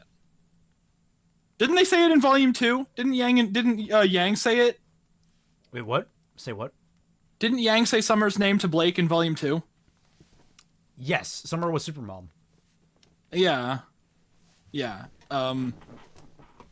Yeah. Also, I'm not 100% sure what Raven's doing with Summer. Yeah. What are you doing with Summer? Let her out! I don't know what I'm doing with Summer. She's being turned into Crunchy. There. Let me hear her on the phone. Send me your finger in the mail. Prove you have her. Sarah's best girl. She's very sweet, but I'm more of a Mia fan. Honestly, I think she's very cute. So let's see. Mia's the snake, right? Yeah, she's Snake. Like Mia, and I like Poppy, but she's a little too lowly. Is that the bird? Yeah, she needs a little more maturity in the figure. I like the energy though. Very very good Genki energy. Let's see. How now to voice criticism would make sure. I'm not sure. Well, I like what you're doing with Adam's character. I feel like you're continuing on what they did to him in canon, which was the atrocity to say the least. That his obsession with Blake was, I believe, a detriment to his character, because Adam was more militant pre-Volume 4 and official Volume RWBY canon. Even after there really wasn't much to go on in the original canon. Like, what do we know about Adam before Volume 4? It's a legitimate question. What do we know about Adam before Volume 4? He and Blake were sort of like a thing, and like they had trust issues. They had a falling out that we saw happen, but like we don't know much about them. He wanted to kill the train conductor.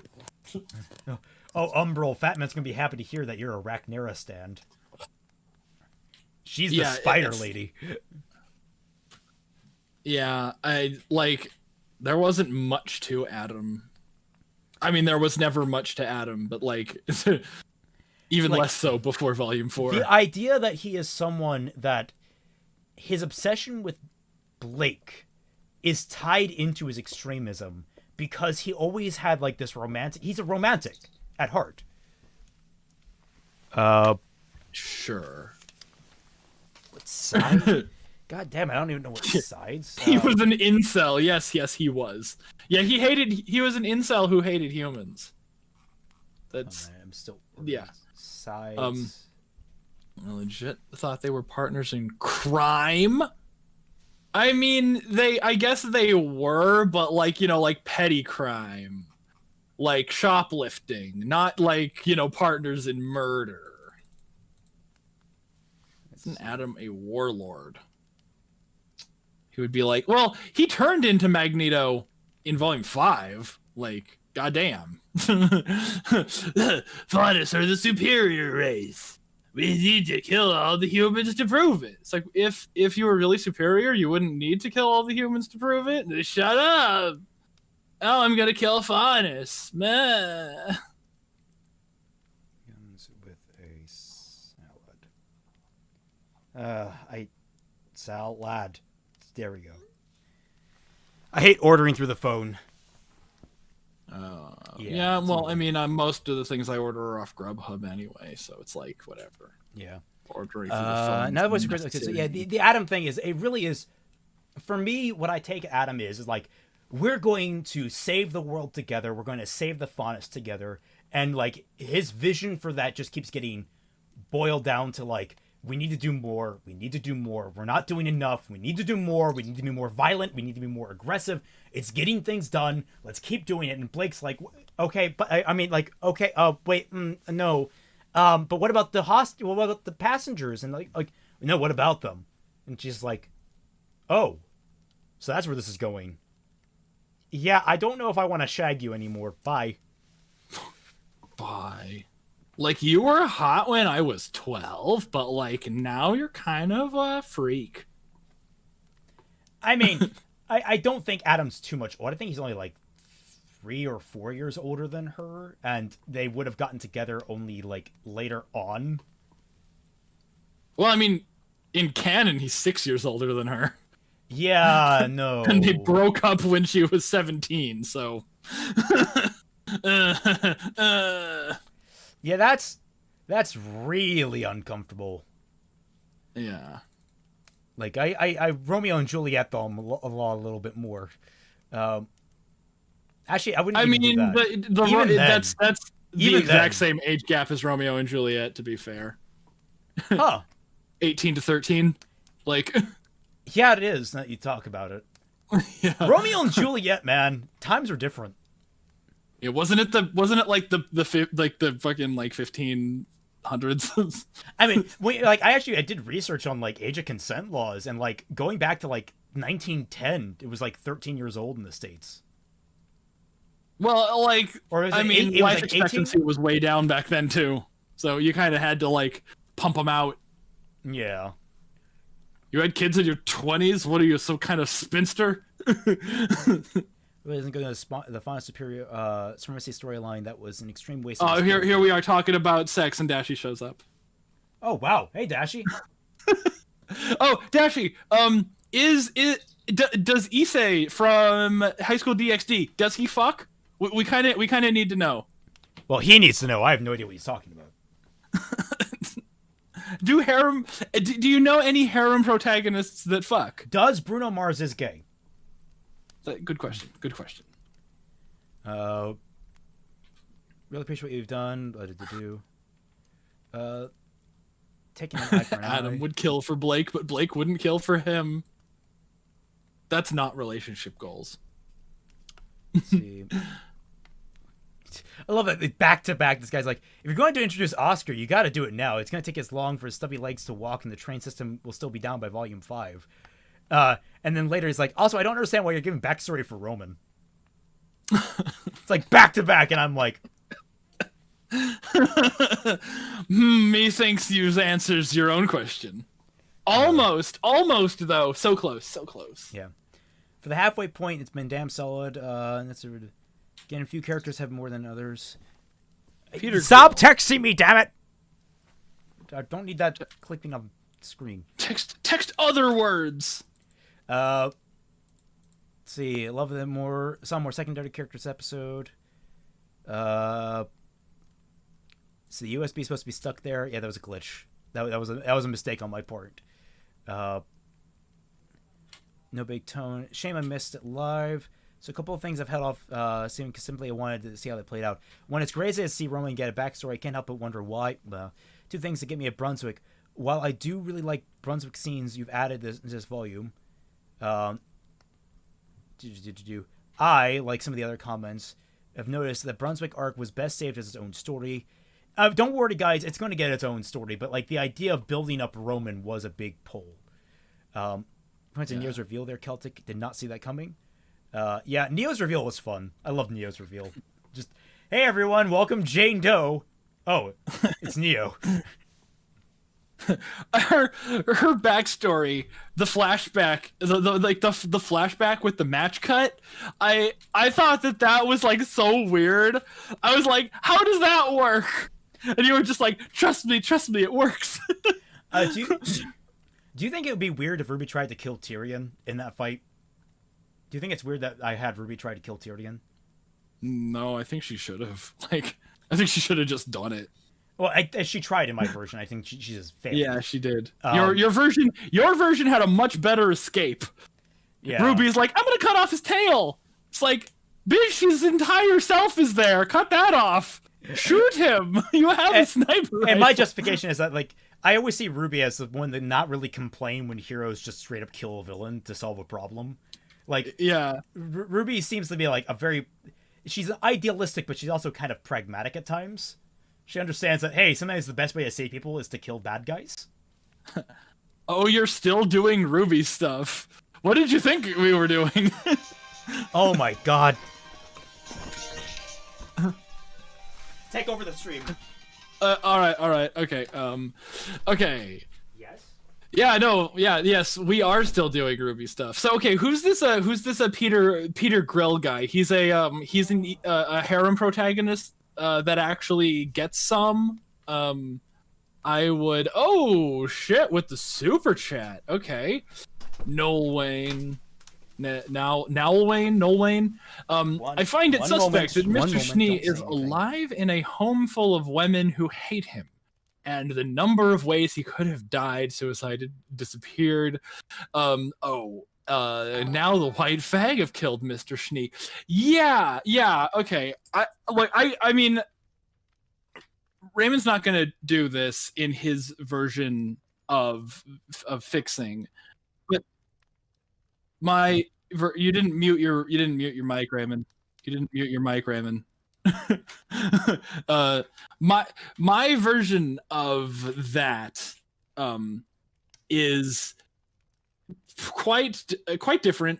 That it was going to be that at the beginning of Volume 6, or whatever, like before the heroes got to Atlas anyway, that Jacques and Mr. Schnee were going to, no, Jacques and Mr. Schnee, the same person, yeah. Jacques and I were going to be arguing, and then Mama Schnee was just gonna like bust in and like kill Jacques for a very petty reason, and then frame the White Fang like while Ironwood was there, like trying to get Ironwood is there, like trying to get access to the dust mines, and Jacques is like, lift the embargo, and he's like, no, we can't. I need all the dust. I need access to your mines, and you're gonna give it to me. And then like Mrs. Schnee comes in there and just fucking offs him, like just like takes him out. And then Ironwood is still there, like in the room, just like wide-eyed and like just dumbfounded at like what he just witnessed. And then she's like, "Hey, oh no, did you see the White Fang break in here and kill my husband?" And he's like, "I think I did, yeah." And like that's why that's like the kickoff to my version of Volume 6 anyway. Did you get the super chat? Is that what you're responding to? Yeah, that's what I'm responding to. Yeah. I find it suspect that Mr. Schnee is alive in a home full of women who hate him. I think he has dirt on like everyone in the house. I think that's like the idea. It's like he's and what? It's all gonna get published on his death. Like they can hire someone who can just erase all his hard drives. I mean, he has backups. His hard drives, all of them. Andrei Rachiko has like 3 massive comments in a row.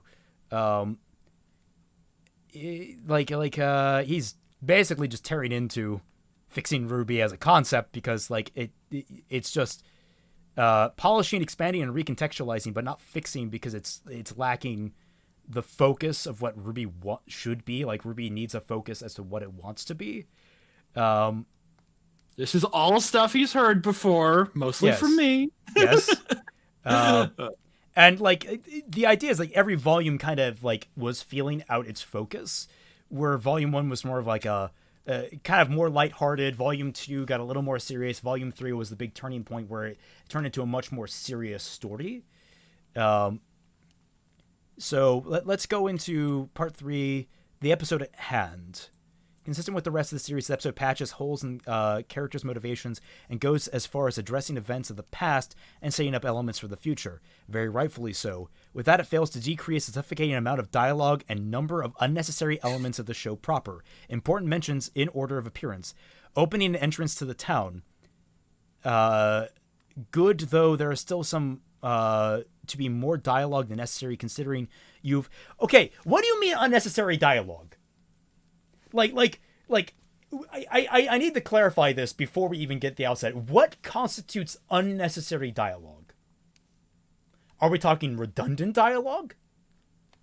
Are we talking stating the obvious or stating the observable? Are we, which would kind of fold into redundant, or stating things that have already been stated? Are we talking characters just shooting the shit with one another? Because guess what? People talk to one another, and that builds character. People talking about... You never know when someone talking about, like, hey, man, I like this kind of train. No, I like that kind of train.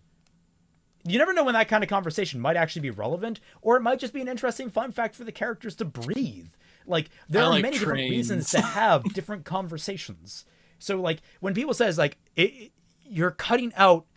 it's just having the team members converse mostly in one-liners, considering they are tired and have consistently been out of luck. No! Why would they converse in one-liners? That's not how people talk. Yeah, like, I don't know. So some people have like really like stylistic interpretations of what something should be. And it's like how in episode 1 of volume 8 so far, they had that weird like cutting back and forth thing where they showed people doing things, and I'm willing to give them more credence because they're trying to do something with it that's not to my taste, but I can feel like they were going for something there. I don't know if they succeeded, but I would like to look at it from the perspective of they had something they wanted to do. How could it have been done better, as opposed to, oh, this was flawed from the outset.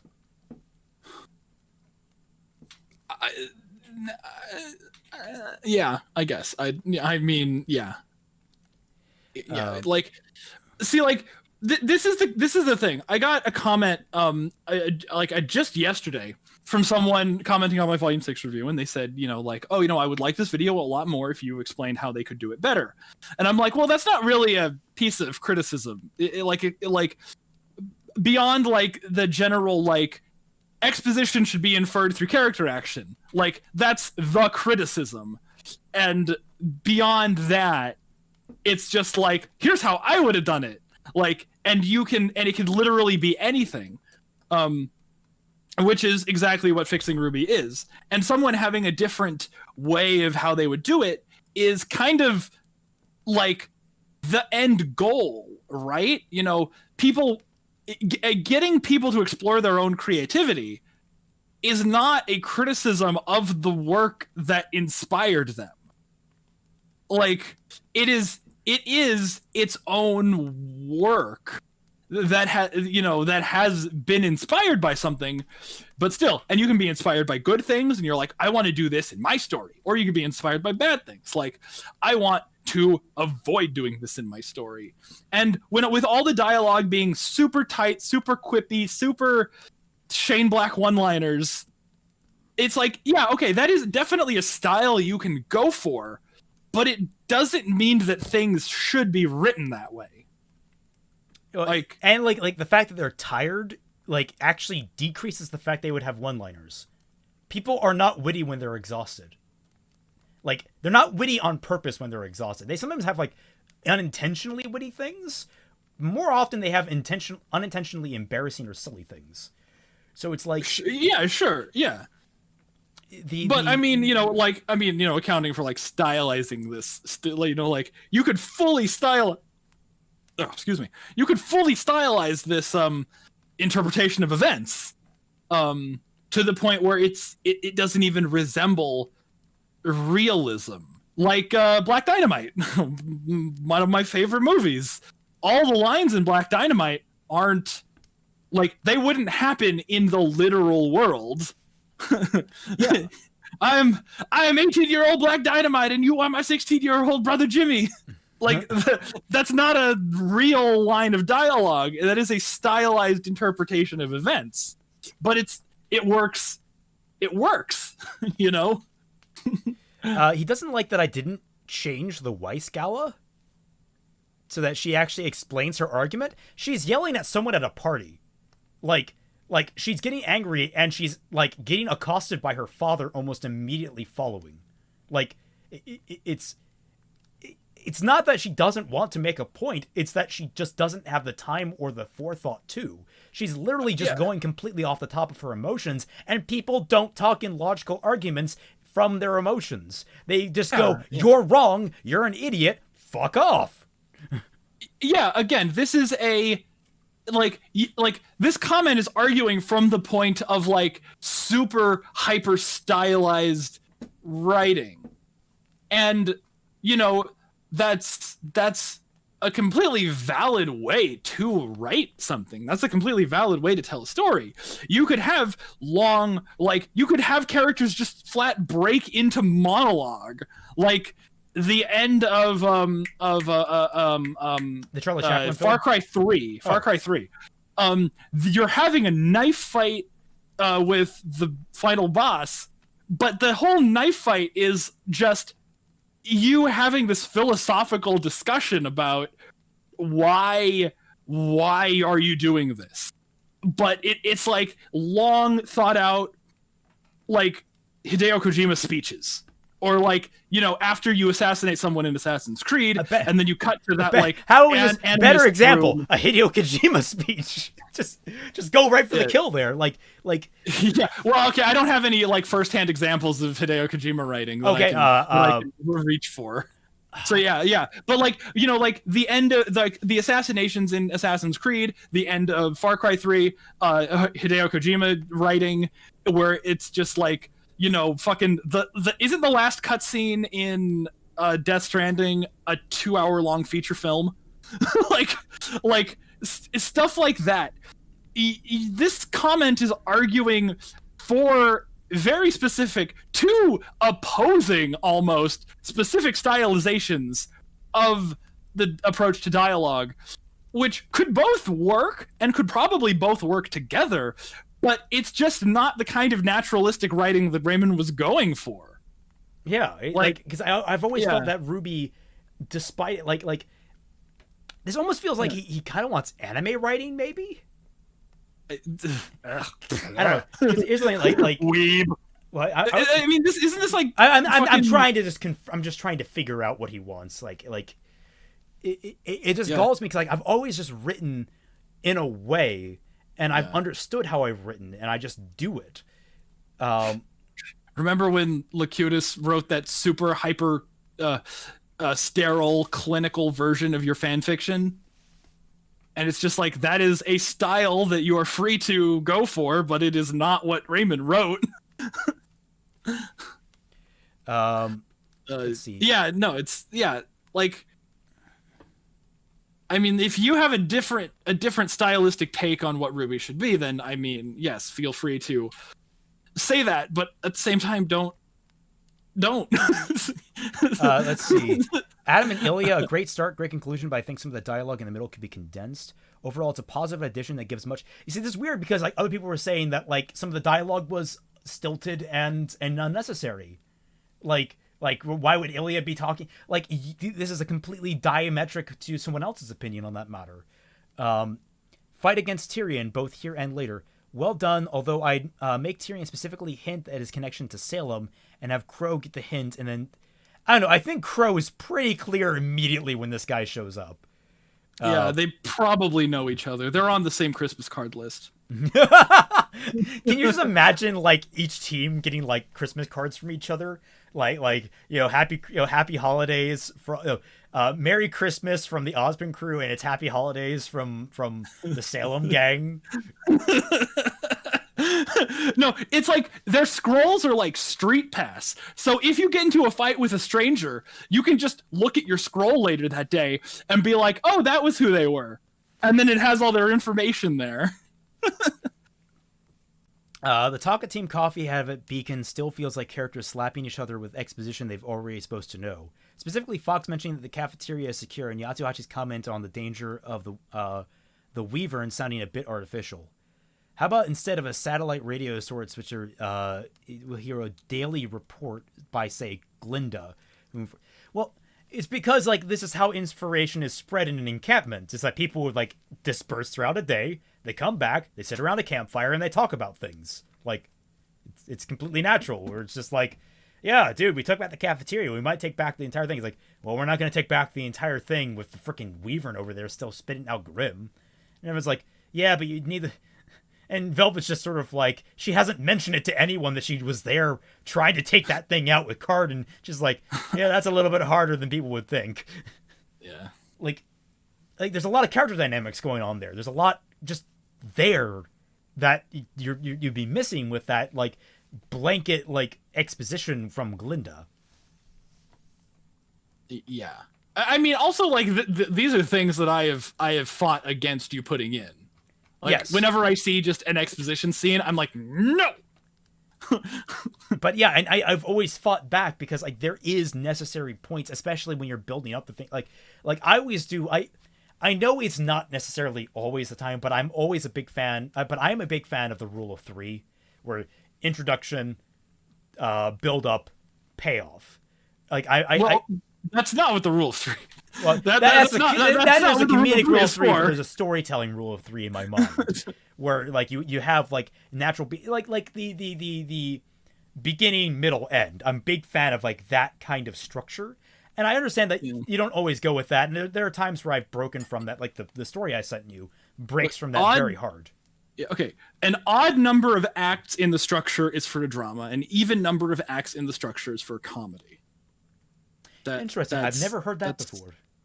That's because at its most basic level, a joke is expectation subversion, and a plot line is introduction, rising action, denouement. Okay, that makes sense. Like at its most basic level, and keeping to those structures is, you can expand them. Why does Remus think he can ask his way out of trouble? Is he the opposite of street smart, or strategically pretending to be weaker? Why does he suddenly do a 180 and start fighting? Was it a clever tactic? No, he was desperate, and like he got angrier as it went on. He was just like, stop laughing at me. Resort. Stop telling me off. I need fucking food. And so he's like, give me your fucking money. Yeah, cut my life into pieces. This is my last resort. Aaron DX asks, where is my version? And it doesn't exist.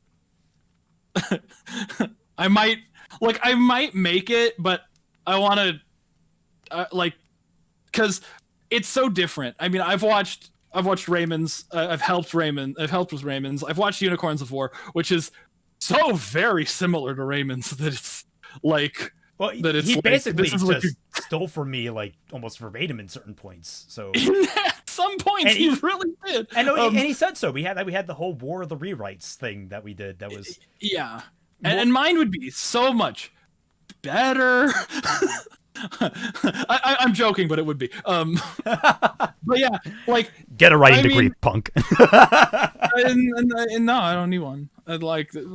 Mine is better and cheaper because it didn't require a fucking higher education degree.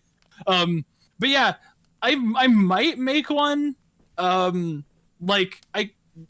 I don't know. The biggest issue that like I face in this rewrite is the fact that I would ideally like to know the end of the series to write this. Like that is, I would like to know what the end game is, and that's my biggest issue with the series. And I can level like some of the fair criticism of me of like if RWBY doesn't know where it's going, I don't know where it's going. The focus is not on the end game. The focus is typically on the volume by volume basis. So it's like, I understand his criticism in that regard. There are other criticisms like cut the campfire scene. I hate the campfire scene, but it's a necessary evil. Like it really is when it gets down to like fact that like you're letting these main characters in on the overarching plot, and it's the most natural point at which it would be done for the characters to be exposed to these ideas. The thing that I really hate about it is it's lacking dynamicism in the actual scene. So it's like I tried to inject life into it by having these characters bounce off one another, as opposed to just having like everyone like be like, so that's the exposition. That's the exposition? That's the exposition. But what about this exposition? It's more exposition. that's not the exposition, but I suppose it is exposition. Yeah. No, I mean, I've had like writing. I've written things in the past, and I've come down to the point where I've just cut scenes that I thought were 100% necessary. Like there are these, like in a story that I wrote like a long time ago, there were these two characters who had this really specific job that I thought was really cool. And they had a whole scene where they were talking about it. And I'm like, okay, this is kind of boring. I'll put it somewhere else. And then it's like, it kind of breaks the flow there. And then I just thought, like, you know, this is a really cool idea. Do I actually need to say it out loud? You know, like, so like I've gotten to scenes where it's just like things that you would think are just completely necessary are only that way because they were cool to you. You know, like, oh, I got to catch the audience up. But it's like, do they, like, if you're making them wait to be caught up, it's like, is it really necessary? Like, I mean, I think anything that needs to be conveyed to the audience should be conveyed through the forward momentum of the story. And of course, you can probably come up with an example where you have to stop, but that it should be like the last possible resort, and the last resort coming after simply not doing it. Like, yeah, that's where I have issues with Neptune. Why is he here, not in this scene? Why is he even here in this volume at all? Because he would naturally be there. This guy has no like. Okay, I'm sorry. I don't mean to be cross with you, Andre. But there is a point where diegesis must be adhered to. There is a point where you must acknowledge that there are elements in the world outside of the larger story. There are points where you must acknowledge this is not a singular story being told, you know, machine gun style, completely at a singular target. It is a living, breathing universe with interacting elements that must be acknowledged and come into contact with one another. You can't just have it in a vacuum when you've introduced so much as I have and as RWBY has. And it's one of those shows that I think benefits more from having those elements breathe and interact than it does from cutting them in order to have a streamlined story. I don't think RWBY was designed to be a streamlined story. I think it was designed to be a much more expansive one, or a much more expansive world more than it was a story, and the story kind of came later. Ripping through the story, cutting out all the fluff and just getting through the story would only work if there was a very clear through line. And there's not yet. There's definitely not yet. And there just isn't. Exposition inception, says Ryan Carson. And I agree. If I had to describe Inception in one word, exposition is the word I would use. Like I said, I love that film to death. I think it's expertly written, but like the dialogue in it is completely utilitarian. Oh, that's the only scene in Inception, I guess, besides the very end, like the only scene in the middle of Inception, because the end is actually kind of cool how they leave it like slightly ambiguous, but they play that ambiguity like for the payoff to an emotional arc That's really nice. I made a video about this, but the only scene besides the ending that I really like is the one where Joseph Gordon-Levitt and Ellen Page kiss. Yeah. And he just like does it, and he's like, "What? I wanted to. I thought it would help." Like, and she's like, "What the fuck?" It's like, oh, they gave me a real life spoiler that Ellen Page was gay. Because I'm pretty sure that wasn't in the script. I would be 10% surprised if that was planned to be in the movie. But moving on, because if I could just spend all day on his comment. What did you think of the argument I had between Blake and Ilya? Me? Yeah, because like getting the comment, yeah, but Blake having such a bloodthirsty it was viewpoint. One of my favorite parts of the rewrite. Sokomo Tanaka is like, but Ilya having such a bloodthirsty viewpoint and Blake having such a let them walk all over us viewpoint seems very naive. That was canon, though. That was canon, and I don't see it as walk all over us. Blake is very much like, let's reach out to them. Like she's carrot, not the stick, and like it is the diametric of carrot and stick. It's just like the I don't think Blake is walk all over us. She's never been that. It's never been that.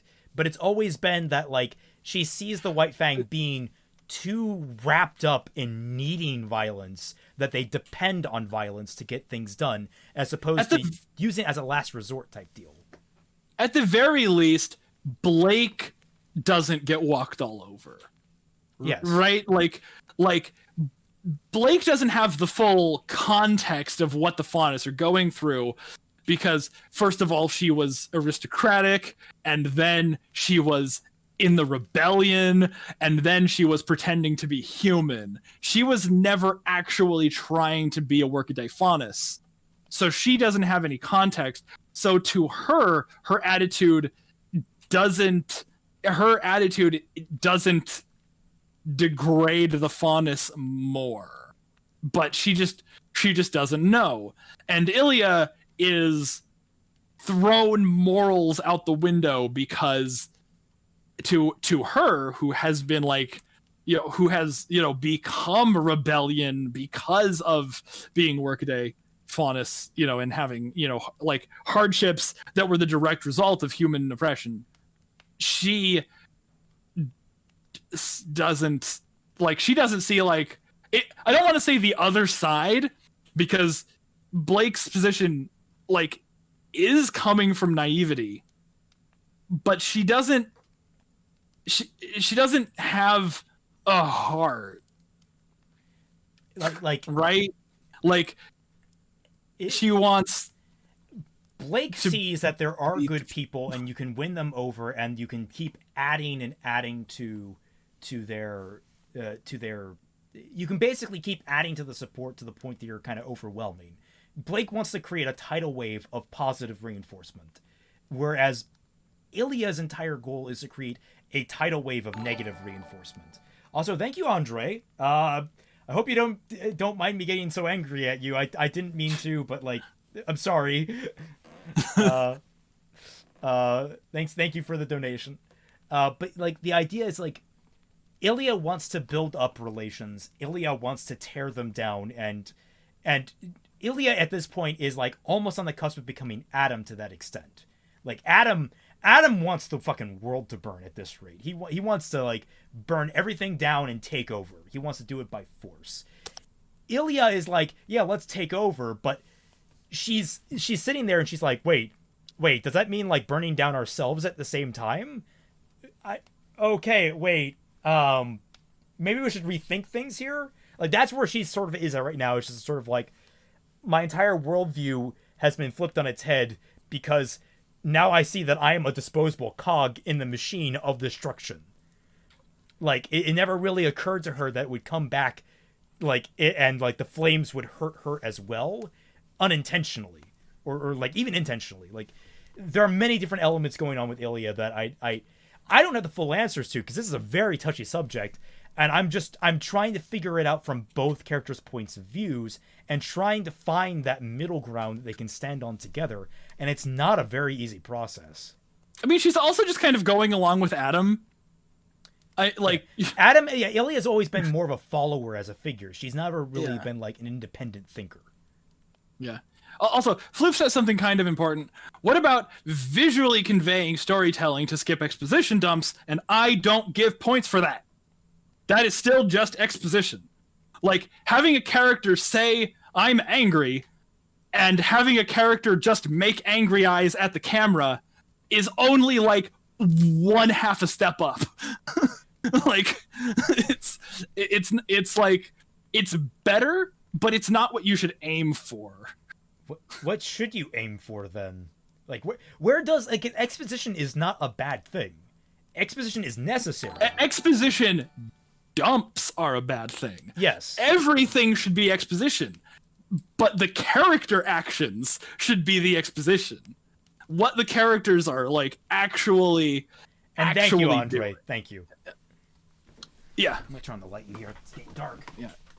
Hey, it's like, whatever the reaction, whatever, like, the gut reaction to the comment is, if it gets you talking, if it gets you, like, worked up, then it's like, it's a good thing. We spent a good 20 minutes on that comment alone. Jesus Christ. Yeah. Good. Oh, shit. Yeah. Didn't mean to knock the mic there. Oops. Yeah. Yeah. Like, sorry for flashing with my sweats.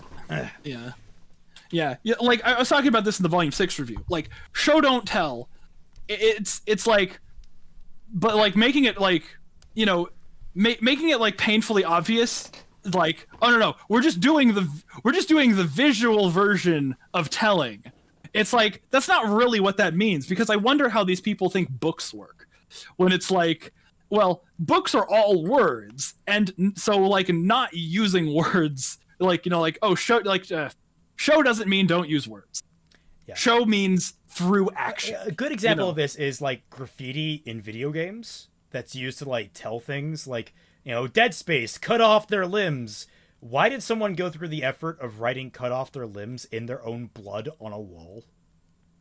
Yeah. Like that's not having a character sit down and clinically tell you, cut off their limbs. That's having the environment just reveal. Well, yeah, but no, it also, I'm pointing as a bad version of this, and, like, a good version of this would be Left 4 Dead, where, like, you go into the safe rooms and there's all this graffiti on the wall, and it's like, it's people writing on the wall, criticizing people who've written on the wall. Like, the world is ending. And it's like, why would you write this? There's some great stuff in Left 4 Dead. I got to go back to that game, but I just hate how the game feels. It has terrible game feel. Source Engine much? Yeah, I hate Source Engine. I really do. They need to get to number 3. We need a Portal 3. We need a Half-Life 3. We need a Left 4 Dead 3. Except the Half-Life. We don't need the Half-Life. It'd be great to get the others, but not the Half-Life 3. They're going to skip straight to Half-Life 4. That would be amazing if they do. Blake is more of an heiress than Weiss? Yeah, I can see that. Oh my god, they're going to go Half-Life Alyx 2, Half-Life Alyx Part 2, Episode 1, or Episode 2, or whatever. You're just going to keep tacking that stuff on. Then, like, the last, it's going to be Half-Life, who's the guy that talks to you? The Gordon Freeman. Half-Life G-Man? Half-Life G-Man, yeah. Gaben, if you're listening, don't do this. I know you're watching our RWBY podcast because it's your second favorite show, but you're our secret biggest hater. But don't do this. But like to finish off this point, think of what Blake has witnessed personally. She has witnessed the worst person at their school, 2 of the worst people at their school, Weiss and Cardin, go from being racist, crotchety people to being Weiss being one of her best friends, and Cardin being kind of okay and willing to basically protect someone like Velvet. Although I don't know, she didn't quite see that. She was. Oh, she did. Floof, post that in chat. Floof, post that in chat. Floof has a great example of the graffiti from Left 4 Dead. I'll look at it when we stop. Yeah, so like to raise the point is like Blake has saw two of the worst racists become allies, or at least indifferent, or more pragmatic, I guess, in the way they handle things. Wow, Here, Fatman. can you see it? You gotta hold it steady. Yeah, it's like that shit is great. Yeah. That's fucking brilliant. All right. So yeah, that's where I'm saying on the Ilya thing. It's like Blake isn't necessarily coming from a naivety. She's coming from a completely different world experience, which you could say is naivety, but I say it's like this is the point of it. Is that Ilya doesn't have the experiences that Blake has. Blake doesn't have the experiences that Ilya has, and them coming together to share those experiences is how people grow in their ideologies and as people. So like that's kind of the point here. Yeah. No, it's I get that. Like, yeah, why does Ren sense Tyrion coming? Because he's evolving. Oh wait, no, that's volume 6. Let's see. He's got some. He's he can sense. He can suppress negative emotions. He can also sense negative emotions. I want the story about the random mugger who became a maiden. I'm tempted to write that. That'd be great. That might be Vacuo. That'd be great in Vacuo. Just some random mugger becomes a maiden. Really? Isn't that Miley? She was the maiden just like went to a Miley Cyrus concert and then like she like did a mosh pit and then just got like suffocated in all the Axe deodorant. Lamau, being Thai, just introducing a weakened student to your rehab, and then your daughter grabs them and pins them to a wall.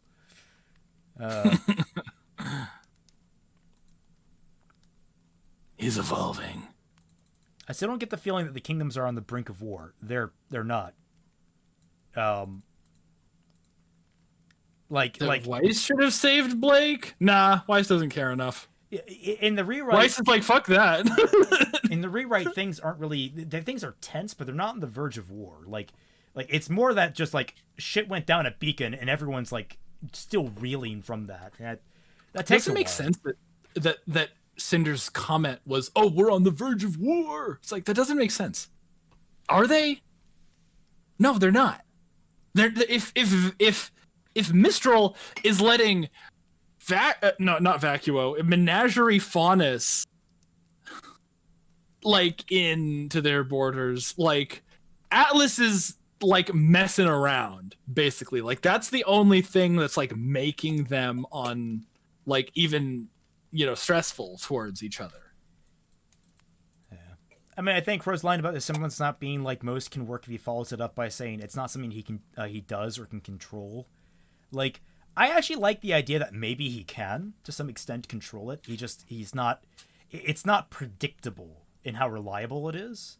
Like, the idea is that, like, he could, like, increase the amount of bad luck he gives out, but, like, so, like, everyone in the area is fucking cursed. I mean, I don't know. I'm going to tell Raymond this idea when he, starts writing Volume 5, but that means I won't tell it to you in case he ends up using it. Oh, you're trying to type it? But I had an idea about exactly that, like exactly how Crow's semblance works and how it could be used. Because I'm open to hearing it, because I've never really utilized it, so I have carte blanche to utilize it how I see fit. Yeah. This is also an idea that would 100% go in my version of Fixing if I ever made it. Because it skips Volume 5. It's a speedrun strat for Volume 5, and I loved that idea the whole time. I'm reading all the comments to prepare for the comment feedback video. This is the best one. Nice. The dialogue isn't fully fleshed out in these pitches. I get that, but it sounds a little exposition-y.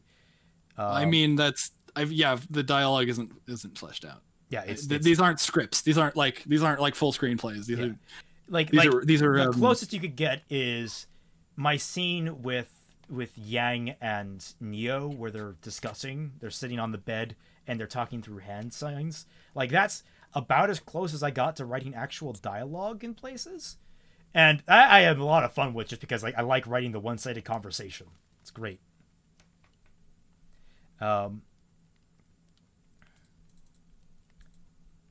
If she's going to Atlas like in canon, I'm sure of what she's supposed to do accomplish. She's really saying, "Screw you, Dad," back in Beacon.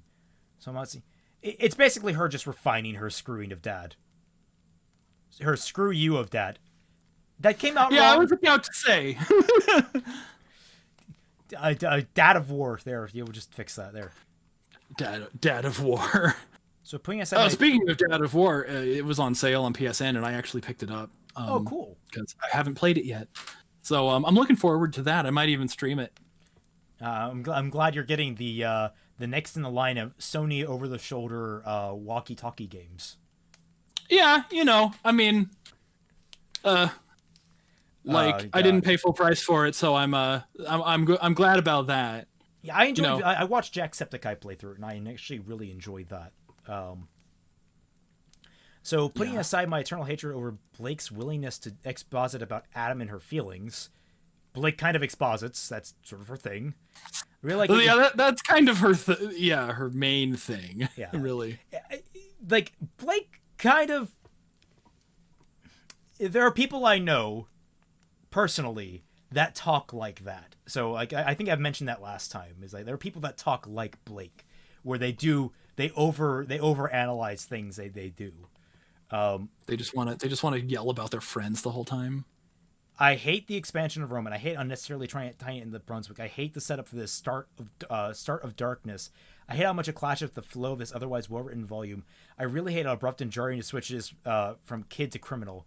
And speaking of Roman, boy, am I really worried about this Neo change. I'll give it a chance. Yeah, he's basically thank you, Perf. I know you're worried about things. Yeah. Tyrion shouldn't find anything interesting about Jon. I'm gonna work on that. Jon should not be standing still and watching Tyrion goes to strike Ruby. I mean, Jon's still a little weak in the knees when it comes to fighting. And in fact, Jon shouldn't be sitting idly while another friend of his first friend of Beacon, is in danger after Pyrrha's death. And I'm like, but you could still lock up in fear over that. Like that well, look at Volume 8, guys. Yeah, look at Volume 8. That was foreshadowing. I think it's goofy that Crow swings his sword to block. I mean, that's choreography stuff. I know I changed some choreography, but like it needs to be blatantly bad choreography for me to change it. What would Amy be able to identify Neo before she met face to face with you? I fixed that. No one during the fall of Beacon identified. Nope. Hoping Neo Cliffhanger does lead to some hallucination. Thanks for the upload. And so excited to wake up to this whole volume. My only criticism is that Roman's switch in character from Remus seems too abrupt. Guys, he was literally starving after weeks of walking through the wilderness. This kid is desperate. Yeah. The only thing I'm willing to take criticism on is his name change, frankly.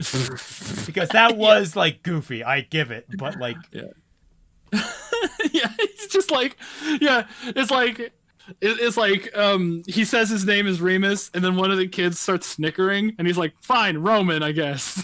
What's wrong with Remus? And he's like self-conscious about that for the rest of his life. And he's not in an office, and they're like, "Can you give me a new ream of paper?" And he's like, "What?" It's like, "No, like, paper." All right, I need a new ream. Back to the top with Abe. Hopefully, we covered a lot of these things before. So, let's see. My own lack of enthusiasm due to lack of schedule doesn't really matter. The people, Ruby's stories are really disjointed by not having an effect on one another due to everyone being so far apart. I haven't been paying enough attention. Do any of these stories share episode? Yeah, they share a thematic glue. It's like that. It's loneliness, depression, and trauma. Basically, those are the through lines of this volume, and it's like dealing with that stuff. Have I ever experimented with episode length? I could. But I don't really feel like I don't need hour-long episodes. 10 to 20 minutes. You don't have you don't even have like pages for these, so you don't even know how long the episodes are. Yeah, that's the big thing, is I don't know how long they would actually end up being. Peach name drop, nice. Fox mentions he says back. Wait a minute, I forget. Have you established his telepathy? If not, I don't see any point in not doing so in this scene. I haven't really established it, but like just for the sake that I don't want to have the issue of establishing it, because I don't think I've established it, and it hasn't been a big point of contention. So, Ender did nothing the whole fight and let Tyrion get away with the only justification being Tyrion used their own grenades against them, and that hurt their morale, so they didn't bother following up. The fight itself is cool. Okay, that was a million times better than what they did in the actual show, where no one chased after him. Well, and no one chased after him for no reason. And it's more like he delayed them enough that basically he was going to get out of there regardless, because he's a fast motherfucker. He's facing a scorpion. And as we've seen in Volume 8, he is a very jumpy boy because he made it all the way up to the whale with just one bend to the knees. I know this is a consequence of having such a large cast, the best fights in the show. Look, if I had full control over the choreography, these fights would be way different, but like I can't spend time micromanaging fights. Like they need to be super big issues. Well, I'm a dumbass and thought, not realizing the kid was Roman, or he had orange hair for fuck's sake. I guess it was too blinded by the potential of my mortal enemy Oscar making his grand introduction to see the obvious. Like, I knew the name of the farm, but I guess I wrote that off route since the guy is dead. Yo, the teachers know about the relics, so how many teachers and students per school are there anyway? Enough. I was just planning on creating a terrorist attack, and no one reacted to it at all. I guess the false flag operations are just... I mean, at this point, there's a lot of shit going down. People are like, oh, he was a manipulative fuck? Okay. Battle semblance kept, crawling and bring me to life, start playing in perfect unison. I was okay. Fate's Awakener says, I was thinking when I first saw Roman's backstory in this volume, it was making do on the hint you gave in Volume 2 at Mountain Glen, and loved it. And Neo's change, Revive was great. Neo's changes, Revive was great. Okay, thanks. That's was there a hint in Volume 2? I haven't watched Fixing Volume 2 in forever. There was mention of certain things, like his willingness to beat kids was definitely hinted at. But like it was Volume 3 where like he was like he called back to Avi's crying. Let's see. Night of festivities become. Where did you do? Why somebody in the armored Gegas is supposed to be a big deal? Prior to this, she's only tried doing it 3 times. I got way too into this, and 1 and 2 ended up as weird poetic highlights. Rare opportunity to spend with the firstborn sister. Small talk, drink tea. Shortcoming of mine brought up. Offers to help me. Wants to make her proud. Normal age. I fail. She leaves. A night of festivity becomes a nightmare for humanity, and it's beacon. Blah blah blah. I fail. He lives. I failed to summon. I aim to summon a large armored Gygas stimulated by wanting to make Winter proud. Annoying, like. Wait, what? I'm not entirely following what you want here. Prior to this, she's only tried doing it 3 times. Just skip to when it stimulate Winter Proud, unknowingly summon a mini version of his sword, stays there for an unknown amount of time. Aim to save a friend, stimulated by someone about to die, accidentally summon an arm with sword. Aim to give a guy an earful, stimulated by Twat, accidentally summon a small Borbatusk, lasts long enough to run across the room before getting bamped. Aim to summon. The big thing with the summons is that like there is a respect thing going on, and part of it is that when Weiss tried to summon it before, she wasn't doing it of her own accord. She wasn't doing it for herself or for a reason she genuinely like when it came to trying to summon it for Winter, she was trying to do it to make Winter proud and to make her lineage proud. And that wasn't something that she was genuinely invested in. It was something that she felt she had to do. When it came to saving someone else's life or being angry at someone or being like, I need to be my own person. I need to separate myself from my family. That's when like the summons started to respect her as a person and started coming to her. Like it's all built upon the fact that she is she's standing on her own two legs. She doesn't need anything else to prop her up. That sort of mentality. So that's what I was kind of going for with it. Could have done that, but the whole thing from YS POV makes her both. I don't know about What do you think of the younger sibling characters? What? The younger sibling characters? Asks Janice. I don't know. No, I do not plan on having flashbacks to the Faunus Revolutionary War.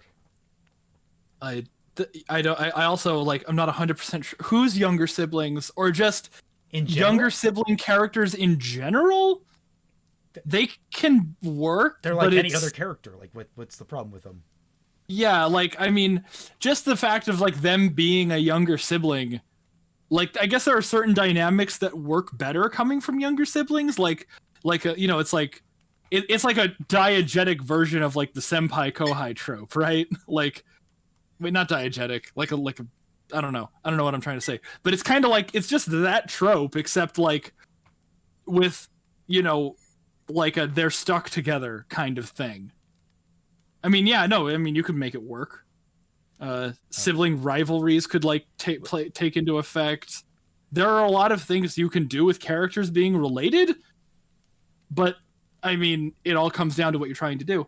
See, a kind of good point. We're halfway through the season, and no one's mentioned missing each other outside of Pyrrha. Ruby hasn't talked about Penny or Roman dying yet, or her trying to kill Tyrion, even though there's 5 people.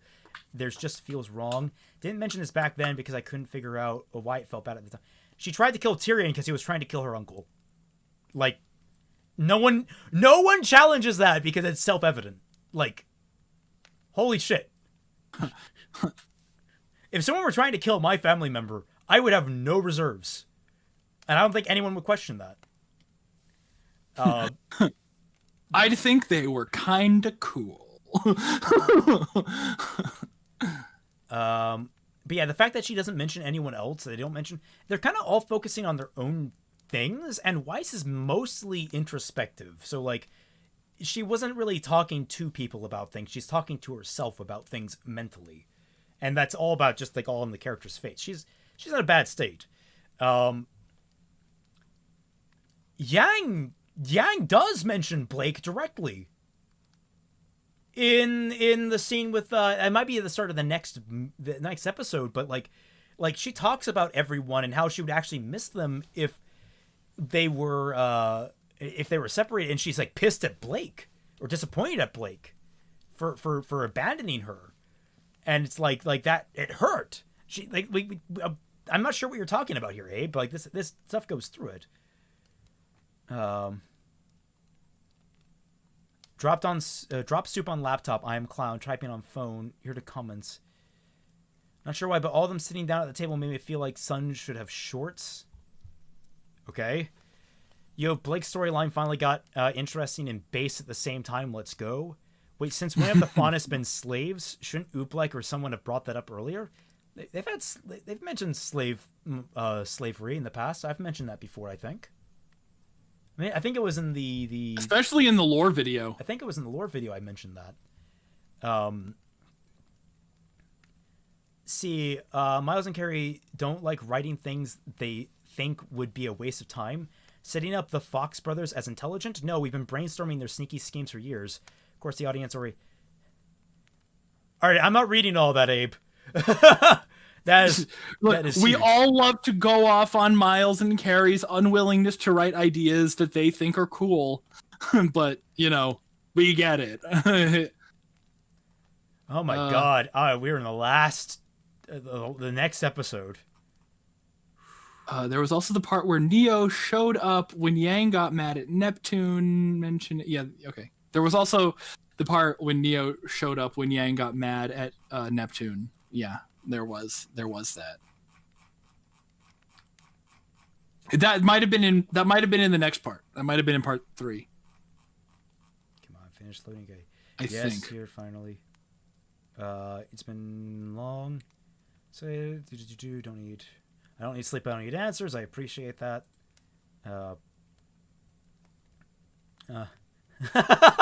They voice what's on their mind. Yang, so food ad starts playing. Me, I guess they're getting breakfast.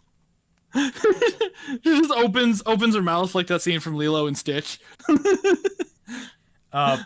Like, someone said it took me long to figure out what the pickle thing was about, and for some reason it's not surprising. I responded, I don't. What did you think it was about? It was literally just like an off joke, supposed to kind of like break Yang out of her depression. Pickle Rick, funniest shit I've ever seen. That was before that funniest shit I've ever seen meme, right? Yeah. Was it around that? What do you think of me not giving Sienna a fight to go out on? I mean, like, that's the thing that like I kind of liked her in Volume 6's trailer, but like at the same time, I never saw like Sienna being a main combatant anywhere. Like when we were introduced to her, I just thought she was she's the leader, so she's not gonna like fight things. I never thought Giro would be like a big fighter, but you know he's a big bulky dude, so he holds his own. I mean, like, I'm influenced a lot by Two Kinds and like the Bassins and Two Kinds because their entire civilization is based on who can whip ass the most. So like in order to get to the top rank, there's like not like an election. There's just a tournament. So like I really like that idea. So I would think that like someone at the top of like this kind of society would have fought their way to the top, but at the same time, that also kind of lends credence to like, oh, I killed Sienna and I'm the leader and nobody questions it. Well, on top of that, but like, you know, like in general, like just having, you know, that kind of thing, just having like an assassination, it's like that in itself is a very based and red-pilled trope, I suppose. And like on top of that, the thing about that is like even if she were a combatant, someone raised the good counter of this was completely by surprise. Like there were some like weird tense things going on, but like he just like fucking whips his sword out and stabs her like in the span of 2 seconds. Like you're not gonna be able to react to that very often. So yeah. Budding friendship between Neo and Yang is probably the most unexpected thing I've seen, and you're just so graceful to date. Oh, I'm so happy. Thank you. Trifa the Spider Fawn is wearing an outfit that's noticeably black, blue, and red. I see what you did there, Raymond. That was not me. That was the artist. Somehow it should be Neo and Yang. Celtic Neo is going to be character development. Viewers, wait, that's illegal. Ty is going to get a video from the airship crash, and Neo is going to blame Ruby for the death of Roman. Fuck, no. Yes and no. We'll see. Neo's projected path, I have no idea where I'm going to take her. But I also have an idea of where I'm going to add. Like, there's so many different things to play with. Volume 5 is a clusterfuck of ideas that I'm like, okay, I have all these things to play with. How do I play with them? Because, like, I'm half in mind to, like, does Neo go with Cinder? How does that fucking happen now? All dressed up and nowhere to go. See, now you just get to write a story. You get to be a real life storyteller. Yeah, okay, so the racism subplot, everyone's talking about the racism stuff, and it's like, I'm coming at it from different points of view. I'm not coming at it from, like, my personal take on things, because I mean, honestly, I probably lean way more on Blake's end of things, although, like, in the sense, like, I go even farther with, like, you know, peace talks and that kind of stuff. Blake is a little more militant than even me, so it's like... Oh, super chat. Yeah. From Reaper Cypher. Oh, hey, Rudolph. Thought I'd throw some shekels at you as a congrats for finishing the volume. Quick question. How much do you or Fatman change for test reading scripts or editing? It can be a lot. I try my best. like you can get a lot of change in just massive amounts. Like, I mean, there were things in volume 2 and 3 that just radically changed the entire volume, and we had to rework several scenes from scratch. Yeah. But other things remain unchanged, scenes, that kind of stuff. Some later scenes. So it's like, Yeah, but about the racism thing, like I'm coming from a perspective. I'm a very big, like I very much believe in the golden rule of do not harm unless you have been harmed, and like in the sense of immediately harmed. Like past harms should be dealt with in a court of law type deal. I've been raised in a very legally minded family, so like I'm not even coming from the racism perspective of my own viewpoint. I'm coming at it from Blake and Ilya's viewpoints, which are radically divergent to my own. So, and someone is printing, even though they know that I am streaming. I love my family. So you need like, printer cam. Oh my god, if you just like have a dedicated camera I just switch to. Be hilarious. Yeah, there's this like big old musical interlude where the printer is just like going off. There's like a hype train on the subs and the donations. Let's see. Sun's just as awesome this season. Blake was totally checking him out, right? And sadly, no.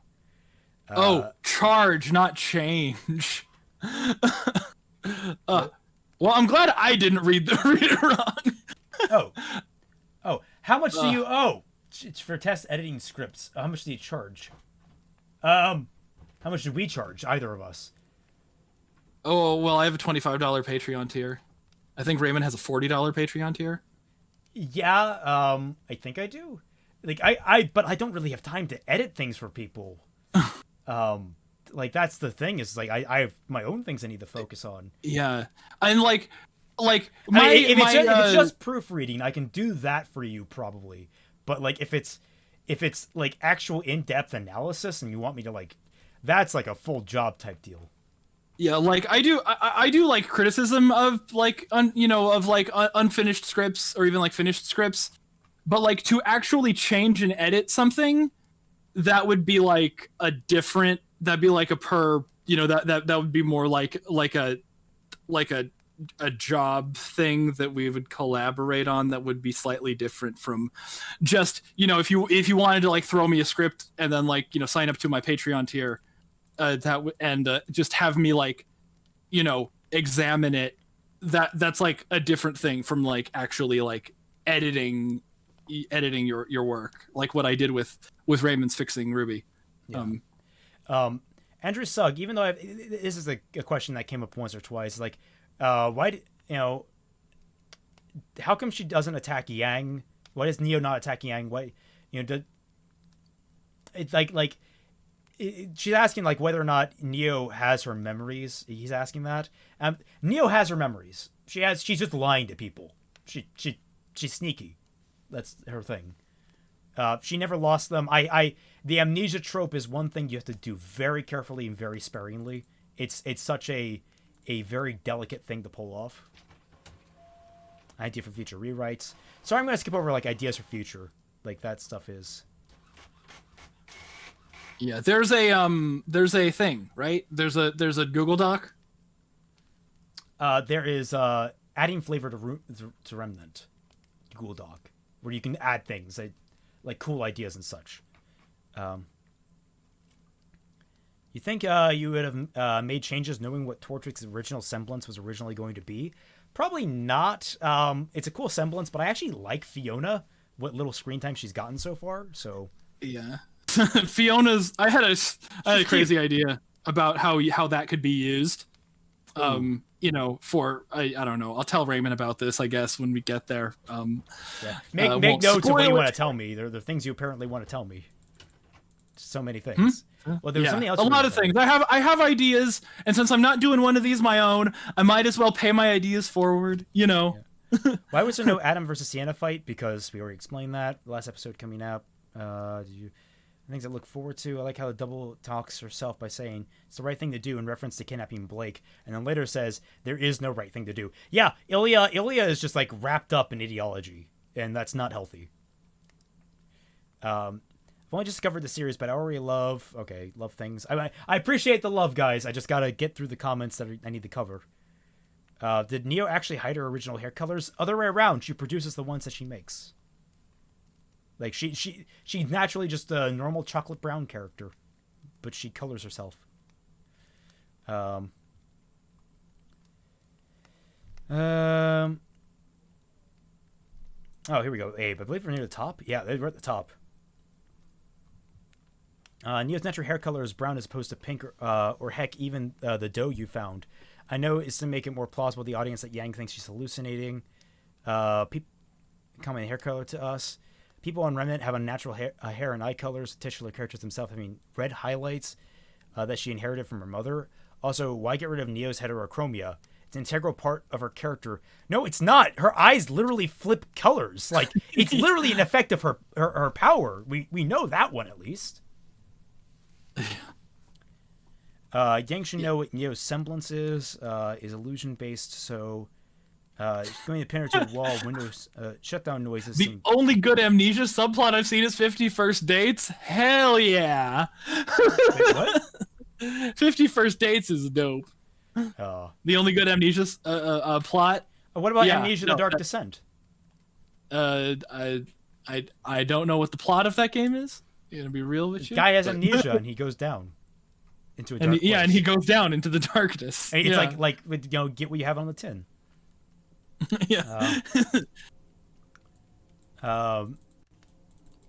Yeah, I know Yang was trying to cover for Neo, but she should have gotten a little bitter at Tai after he mentions he's getting someone to look into Neo's past, since not. I mean, like, I don't know, like Yang isn't sure how she feels about Neo. She just knows that she wants a better relationship with her dad. So being bitter right there is not a bad idea, not a good idea. So illusion equals invisibility now, huh? Buffing semblances is just bad for the story. Giving them I mean, like, she's vanished from sight before. We've seen that, right? I'm not crazy. Well, yeah, I mean, like, she can make those glass walls and shit, right? Like, yeah, she's not invisible. She's literally hiding behind like a glass projection. So it's like you go from any other angle, you're gonna see her, and so like he's just not noticing because it's dark. Yang's new arm shouldn't be able to make certain words no matter how hard she tries, since it should have limitations in movement that a normal hand wouldn't. There's not a no, most doesn't make sense. Yeah, most robotic arms actually have a far better range of motion than human hands. Could you imagine how good Blake would feel if each knuckle had a ball and socket joint?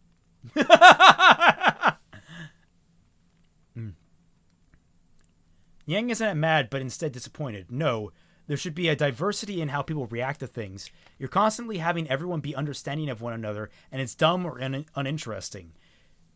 It's a lot more interesting if Neo is the one to make Yang go from being angry at Blake to disappointed. It's because Yang is kind of like coming down from the anger high. Like, there is a feeling of, oh, I want to be angry, but it's been 8 months. At this point, the anger is kind of simmered. And she's like, and when she's finally asked about it, she's like, yeah, no, actually, I'm kind of more just disappointed, honestly. Like, time plays a role in these things. There's a reason these things happen at certain points. It's because this is later for her. So, no show Yang versus Neo 2. It works here, but always just keep in mind that the show became famous for its fights, so don't tease more fights than once a season.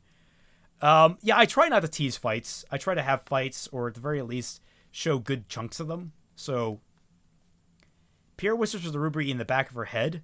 I'm going to take a swing in the dark and guess it's the story arc you set up in the previous... for next season? No, this is just RWBY, like, thinking back to, like Pyrrha's words, like thinking of like good times with Pyrrha, that sort of stuff. It's kind of in line with how RWBY is constantly thinking about bad things going on. And Fatman is not here, and we're on to the last group of. I'm slightly here. What are you doing, if I may ask? I gotta respond to something. Okay. Oh God. Okay, I don't know if I can take this. I think I need to tap out. Yeah, I need to tap out on this. I think food's coming. And oh my God, this keeps on going. Oh God, how long? Is it one comment or is it like? How bad is it? Oh God, yeah, no. This is the final episode, which is 217 questions in and of itself. Jesus. Yeah, so I think this will tap out. We'll have a third stream. I don't know when. But yeah. Thank you all so much for watching. This has been, I mean, really productive, I think. I hope people got, like, the thought process going through these things. I hope people understand where I was coming from with certain things. Oh, God, it's still loading more. Oh, my God. Why? So, thank you all so much for watching. I hope you had a good time. Remember that you can talk to me or Fatman anytime in the Team Frostbite Discord server, the Tundra, for $1 or more to either of our Patreons. Please follow us on Twitter for regular updates. Fatman, do you want to say anything? Getting lightheaded again. Fatman? Fatman? Fatman? Fatman? Hey. I'm wrapping up the Hey, stream. I'm back. Yeah. Patreon me, and go watch my my latest video, the end of Tyrion, the best video ever made. Yes, it was actually really great. But yes, thank you all so much for watching, and we'll catch you all on the flip